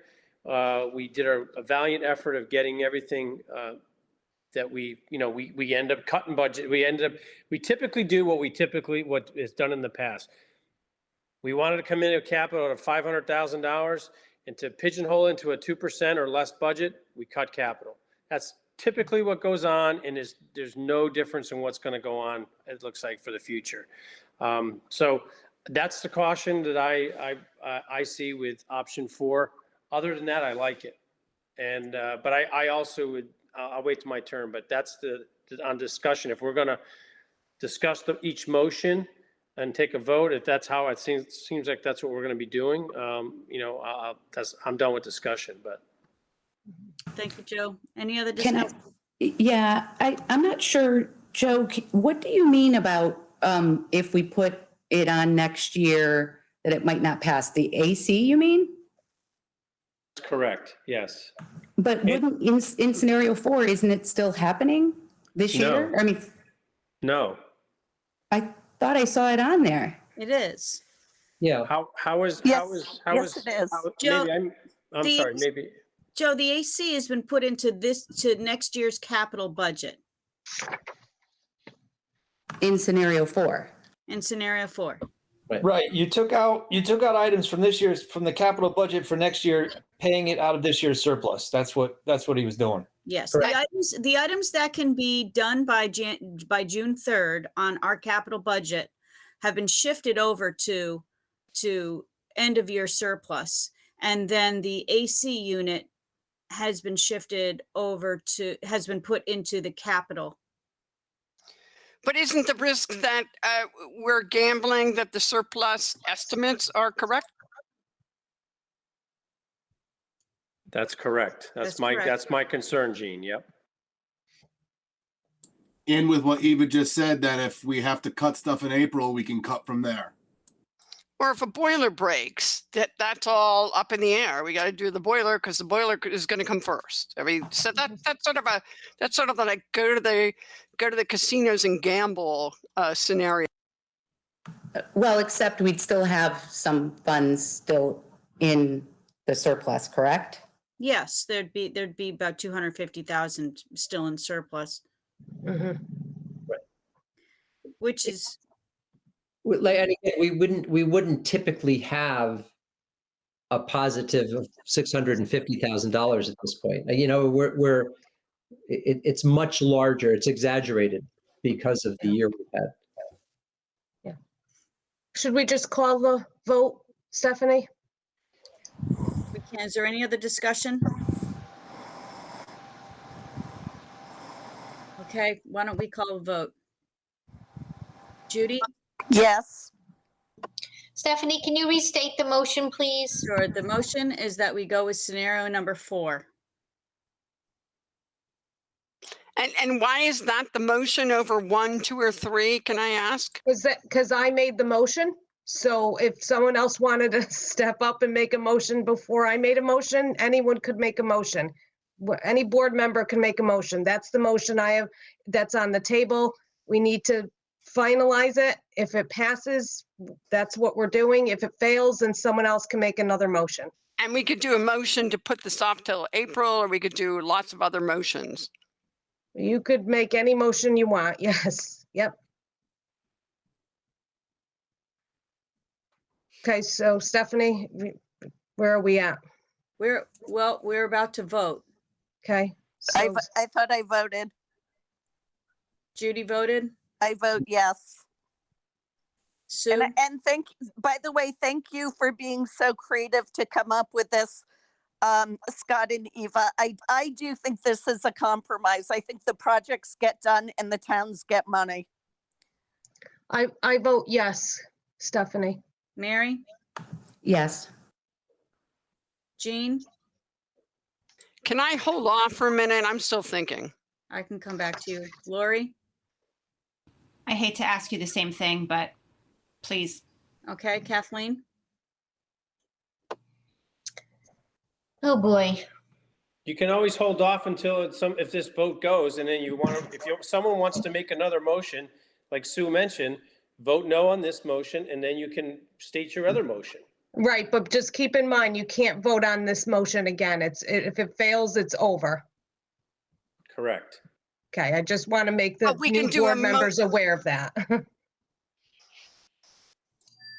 you cannot make another motion when the vote is going on. You have to wait till after. Right. Okay, that is correct, but right. If this one fails, you can't vote on this motion again. It's Right, over. but we could tinker the numbers and then repurpose it. Could we not, Sue, and then vote on it again? That is a possibility. Drop Yeah, one you can make line. it, you can So make that it would a buy penny less. Yes. So a for penny those of less. us who are not feeling comfortable voting on this motion right now, we could in fact put it off by saying, retinker it for a later time. Yes? No, you would have to say yes, no, or abstain. I mean, but we could say no and then put it back on with a penny less. And yes, I think I'm hearing people aren't comfortable voting yet, and we pushed a motion forward that isn't comfortable. So I'm trying to figure out how we can buy time. we didn't push a motion. I made a motion and it was seconded. So that's the process. Then we had discussion. and No during- one's pushing anyone. We just had an hour-long conversation. I made a motion. So can During we the- finalize the motion, Stephanie, please? Kathleen? You're gonna No. wait? Rob, No. Vin, No. Jess, No. Joe. No. I'm gonna go back to Jean, No. Lori, No. and Kathleen. I had already said no. I'm sorry. Okay. I'm a yes. So it does not pass. I'll make a motion that we go with option one. Rob, do me a favor and read or state what option one is, because I don't. Here, I'm taking care of my dogs. I'll put it up on the screen. I'm sorry, can you read it? I have to tend to one of my dogs. I apologize. It's almost 10 o'clock. Option one, Judy, is the AC at 210,000, the engineering at 16,000, and returning 78,000 to the towns. I'm sorry, 78,959. Okay, Rob has made a motion. Is there a second? Second by Joe. Discussion. Sure, I'll start the discussion. I definitely am voting no on this, and I worry that, I know Jean wasn't, but it almost kind of went town lines a little. I would hate for that to happen, because I think it's beyond important that RHAM is a regional and unified board. I would be more comfortable if 4 was tinkered with a tiny bit to not encumber all the money, but to leave a little bit more, as Eva said in April. But knowing that and having it earmarked for that, I feel like, and I do have to say, and Gina, I apologize you weren't there. I was so heartened and delighted by the class and grace of the Marlborough leadership. I will definitely be voting no. Any other discussion? Yes, I just have a question. So the unused funds at the end of the year will become surplus for next year then? If we do not use that 400 and whatever $1,000, that becomes surplus? That's correct. We don't have any plans to spend it on anything else at this juncture then? Okay, so we could, as we could begin to we could spend it down. I mean, you can, with board approval, you can transfer some of those funds and use it to cover other expenses. But I guess the simple answer is anything that's left at the end of the year goes into surplus. Can we spend it on something else? I mean, we could. Obviously, it's got to be something legitimate and something that we need. But yeah. So some of it can get spent, but whatever doesn't would go into surplus. Okay, And Scott, am I wrong in understanding the surplus goes back to the town, right? Right now, 1%, that's the 304,000 that we're talking about now, stays with the board, and then anything above and beyond that goes back to the town. Yes, that's correct. Right. So to an extent, are we kind of just talking about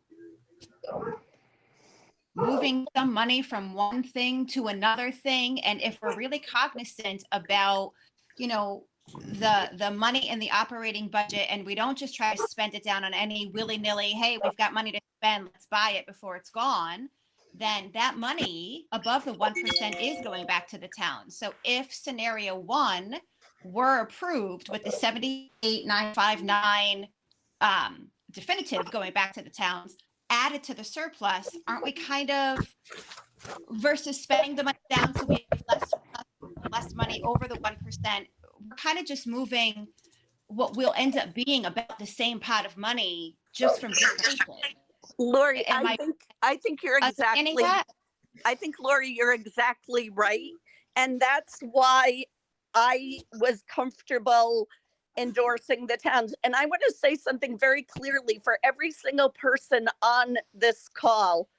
We are all advocates for children. I need to say clearly, I'm offended when people say votes are for politics, I'm unaffiliated, or votes are anti-kid. I have spent my whole career working with kids and disadvantaged kids at that.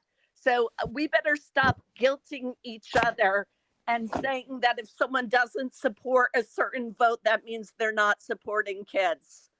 And the towns asked us, yes, we would still spend the same money. It's like a shell game. It's not Peter robbing Paul. That's inaccurate or incorrect. It's a shell game.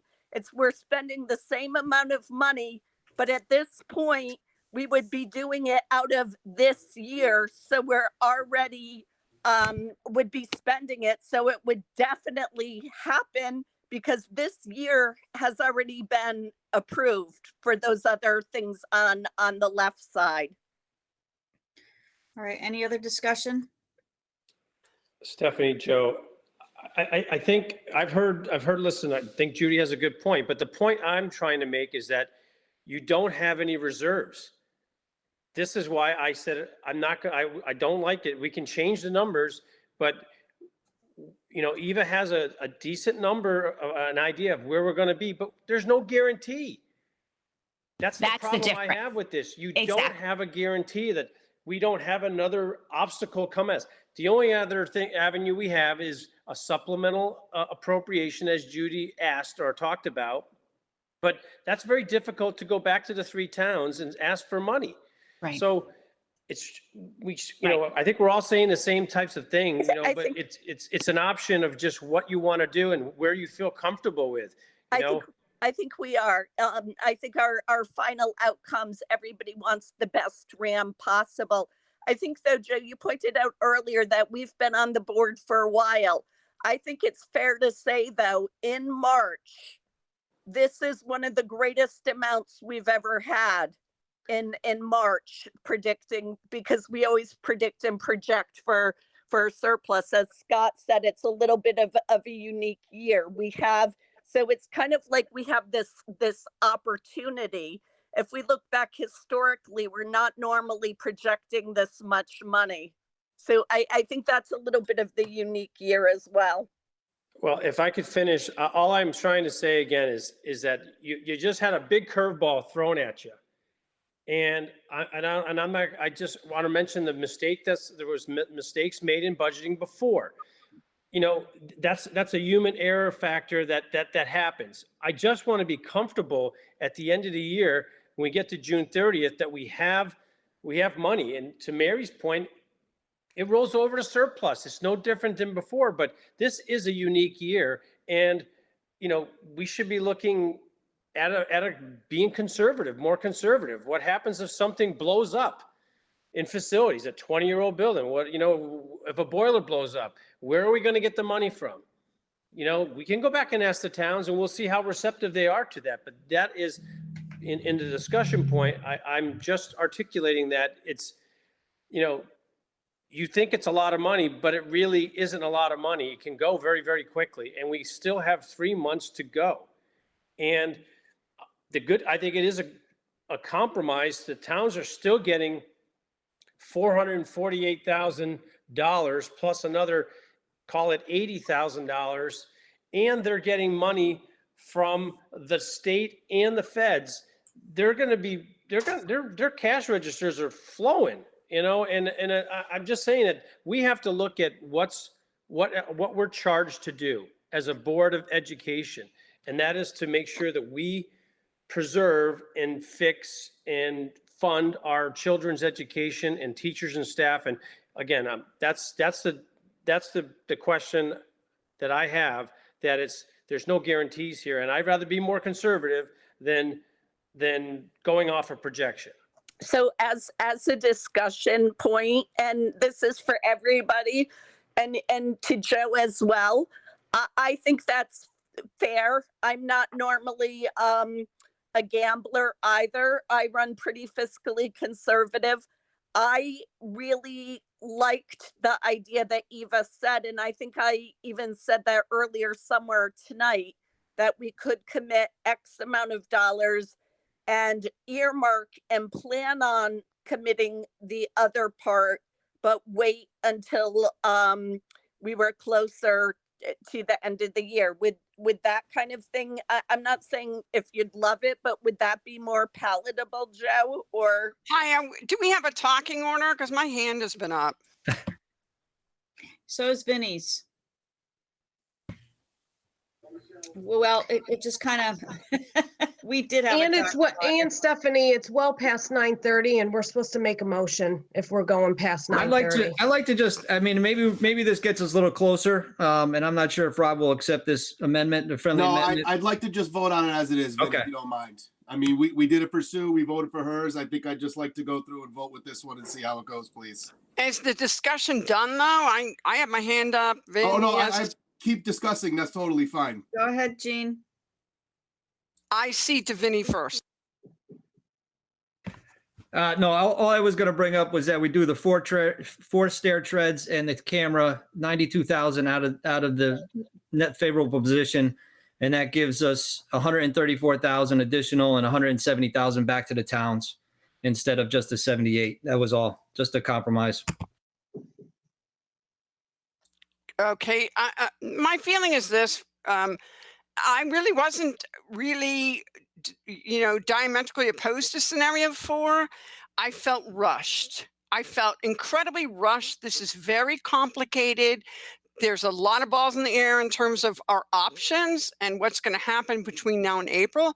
I would feel more comfortable reflecting and thinking about this and waiting till April to sort of see where this lands. If there's a real compelling reason, budget-wise or town-wise, we can't do that. I just feel like this was rushed. We can't do that. We have to decide before April 5th. Correct, Scott? Correct, yes. So one option is to reconvene on the 22nd or 29th of March to try to hash this out some more. Scott, executive session, can that be put off until April? Yeah. Okay. Yep. So we'll put that off till April, table it. And, if people need more time, seeing that it's past 10 o'clock now. Well, there's a motion on the table. So There we is a have motion. to. Okay, Yeah. there is a motion on the table. We'll see where this goes. Is there any Unless Rob wants to withdraw his motion, that's on him. No, I'm good. I would like to vote, please. Can you repeat what Thank the you, motion Sue. is at this point? And there was a friendly amendment? No, There was Vinny no- is, There was no amendment. That was just discussion of mine. So the motion is right now to take option one, which is to pay for the AC unit at 210,000, add in the engineering costs at 16, and basically return, I think, 78 to 969 pounds. All right. Are we ready to vote? Any more discussion? Stephanie, I even hate to speak right now, but just thinking about what Vinny said, so there is the potential, like you said, to move stuff around. Yeah. Yes. I don't know that I know enough about anything to move it around, but I don't know that. No, I think there is that option and it can be explored. But we have to see where this motion goes because it's on the table. So are we ready? Judy? I'm going to say no, but the reason I'm saying no is because I want to hear something like Vinny just said, explored, and or something like someone said about doing something a little different with it for, and not that I'm looking for more meetings, but I think we should do that. Okay, Sue? No. Mary? I'm also going to vote no, hoping that we can compromise a little bit. Jean? same thing. We're not ready to vote on this, I feel, and we need more compromise and more discussion on it to come up with what we could all have consensus on. Lori? I'm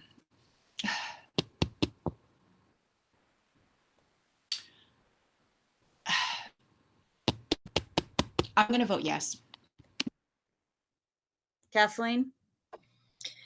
I'm going to abstain, and it's not because I don't think any of the motions are good, but I feel like the board still hasn't come to terms with what it wants to do. And I just want to say that I think that's important for our communities to know. This isn't about delaying the process, and this isn't about whether or not we think it's important to give back to the towns or to represent the students that we have the privilege to, stand up for or to be part of this board for. It really is to ensure that our decision has been thoughtful and really does respond to the needs of our students in our community. So I'm sorry that we're going so long, but I think that it should be noted that this board is very thoughtful and empathetic to the needs of our kids. Very well said, Kathleen. Rob? Yes. Vin? No. Jess? I'm going to say no for the same reasons that Kathleen gave. Joe? I'm a yes. And I'm a no as well. So yeses are 3, nos are 1, 2, 3, 4, 5, 6, 7, and 1 abstention. Motion does not pass. All right, I think we should start looking at next Monday or the Monday after to reconvene. At least we'll only. Does that have to be a motion? Does that have to be? Well, we can discuss it and then make them. Oh, it's. I don't know Robert's rules, but I'm like, too don't we have to late. make a It's motion to like too do late to something do else? anything. All right,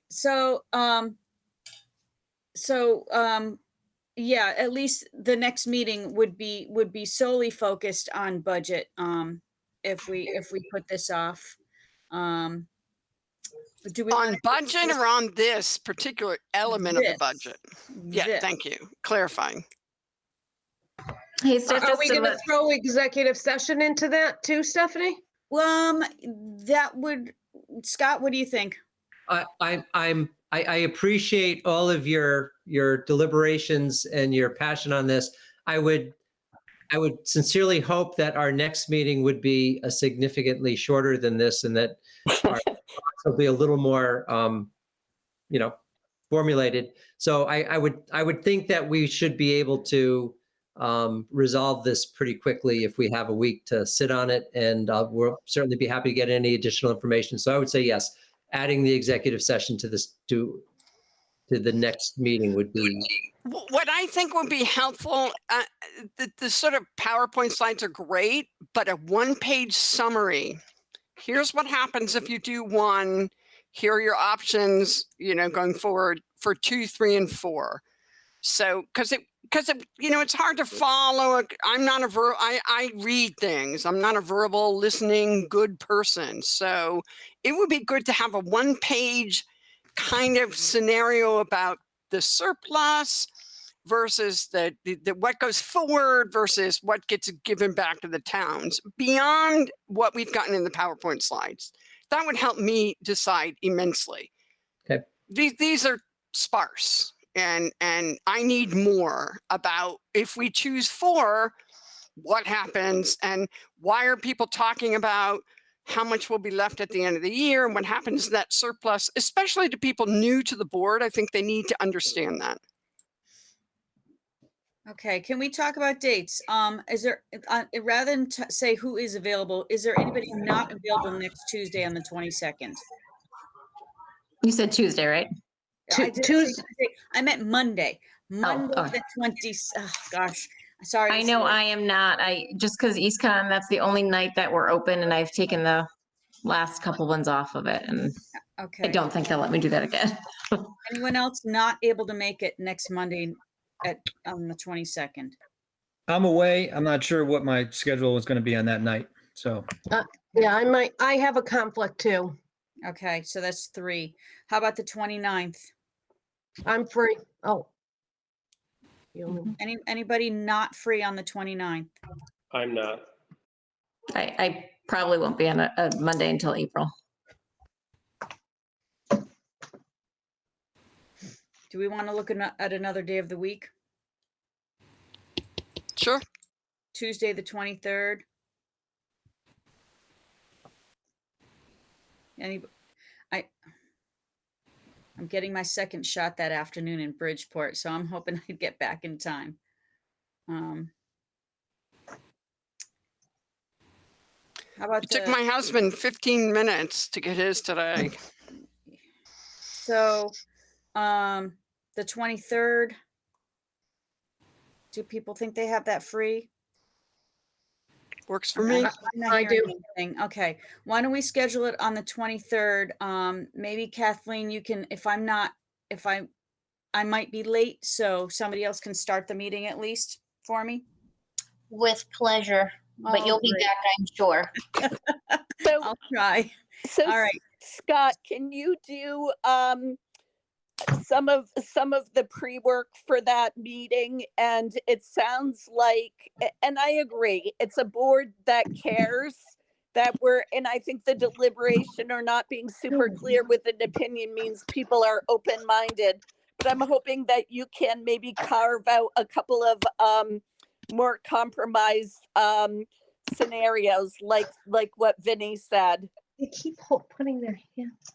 So I guess, my question to you is, we have 4 scenarios now. Do you want, and I heard Jean say maybe a more descriptive sheet that kind of reviews each of those. And reviews it in terms of the background context of, if we spend this down, here's what gets forwarded to surplus next year that the board can spend. Or, I want the 3 pots of money that appear to be there, like there's surplus, there's return to the town. I just have trouble following the pots of money in terms of the context of the spending. And I would like to see that. Sure. But now are you asking then, Judy, my question for you is, are you looking for additional options? What I was thinking was, it sounded to me like what I heard Vinny say, unless I misunderstood, was like the stair treads and some of the pieces that it was kind of taking one and tweaking it a little. And another idea I kind of heard was taking 4 and tweaking it a little, like with what Eva, what I think I understood her to say was, having one piece and then maybe the timeline at the end of May, the other amount would transfer or something, just so it's super clear to all of us. You know what, Scott? What might be useful is having kind of like a working document. You know that spreadsheet you made or Eva made where we moved things back and forth? I think you can almost do that and watch the impact and how it changes right then, Sure. Okay. I don't see how that changes anything other than my concern again is you don't have any reserves. I mean, I could go back and make a friendly amendment or whatever we want to do here. I think we just got to get this done tonight because I can't make the 22nd. This is a waste of time. I mean, there's compromise here to be made. Let's make a deal. Let's get this over with. Unless Jean is really uncomfortable and Kathleen is uncomfortable and whoever else is uncomfortable and you don't understand it, but you got to start asking some questions to the chair or to Mr. Yeah, Leslie. I'm Joe. I'm totally uncomfortable. I really am. Okay, all right, fair enough. There's a lot of money at stake, and I am from Marlboro, and the sort of like I'm hearing from my representatives of Marlboro. Marlboro's uncomfortable with this, so I really want to understand all of it in order to make a decision because. Gosh, I might get unelected, which might be a good thing. This is a lot of time commitment. And Lori actually left too, so I think it wouldn't be fair for us to, you know what I mean, vote on something without. Lori had to leave. So I think we should schedule the 23rd Tuesday at 6:30 to do budget, followed by executive session, and continue the discussion. Scott, can you send out the link for that, please? The meeting link? Yes. I did that, Judy, already. I just Oh sent my goodness, Scott, thank you. Okay. All right. I was afraid you were going to change your mind. You guys had. Oh gosh. No, but Is there anything left in the meeting or should we motion to adjourn? Yeah, it's been fun. You guys are my only social life right now, so this is great. So the only thing left was the reports from the subcommittees. Table to next meeting. Let's table them. Yeah. And now we need to go to public comment. Yes, I would have public comment if you allow me. Go ahead, Dieter. Number one, I'd like to say thank you to the board, to the administration, which budgets have put forward, and the board, what they're working on it. And so far, I see it only a very realistic budget which is brought forward. I'm not unhappy with that. And then I'd like to make a few comments on just to clarify something. The list which Scott sent out with past budget surplus and so on, I did not see yet. But generally, the Connecticut General Statute says that school districts cannot, I say cannot, carry over funds, generally. As well as other points is stated that the school district is allowed to spend all the money which are approved by the voters. That's the second point.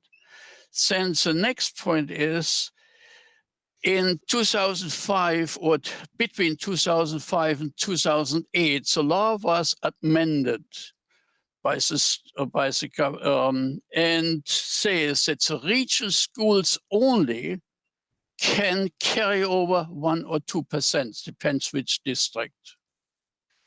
And now it's up to you, but this 1% is connected with what is that? Capital items only. You cannot adding operations, etc. You cannot do this. Only capital, that is what you can forward, this 1%. This is just one. Then further was made some comments, and Marlboro is very good shape because they got the 1.89% grant list increase, which is right, which is great, and which is positive. I like that. However, keep in mind, this 1.89% is not coming in because of new businesses, which are new taxpayers. This comes mostly from your reevaluation from your properties. Keep this in mind. And therefore, this is a little bit different. The next point, which I made before, is Marlboro is with the RAM budget comes in right now, this is right now without any changes made so far, with 6.2%, which is, I admit, 5.7% comes in because of the change in the student population, which will not change within the next couple of years. If Joe remembers, in the past years, Hebron was screaming and yelling because they were in the same boat what Marlboro is today. As this whole thing is just a shifting, is a wave going through the times. And then with the capital equipment, there was also made a comment that in the past, the board never put capital in there. Yes, it is correct. Since schools was 5-8 years old, you don't need then the capital which you need today. Today your school is 21 years old. And therefore your capital request is totally different as when the school was just 8 years old. As this is a little bit confusing what some of the board members mentioned, as you have to keep the realistic here in place. The next point was made with the so-called American Rescue Program. Yes, this is good news. However, the government put a big wrench in our budget proposal, a good news change, because so far it's proposed that Hebron gets about 1.7 million, Marlboro 1.1 million, but every time when you get grant money from the state or from the Fed, there are a whole book on regulations, how you can spend it and where you can spend it. And this news is not published yet. Therefore, we have no clue what we will get, for what we're allowed to use it, etc. This news is news, however, we don't know what to do with it. This is a bad part of it. Also again, Stephanie, thank you for letting me talk. Okay, thank you. And then again, as so far as what I've seen, the budget which you're bringing forward is a solid budget. And I think that should be fly with the public. And just only with your surplus money, okay, it would be nice to see it coming way back to us, but it is, you have to make a decision if it is 100% necessary for you, what you have in. And sure, you made very good points. You need somewhere a little cushion, because you really don't know what is coming the following year. Okay, Dieter, you're reaching your 3 minutes here. Okay, thank you. But I thought you maybe have a little bit patient with me, because I have to talk a little slower so that you can understand me. Thank you, Stephanie. We got you, Dieter. Okay. All right. Any other public comments?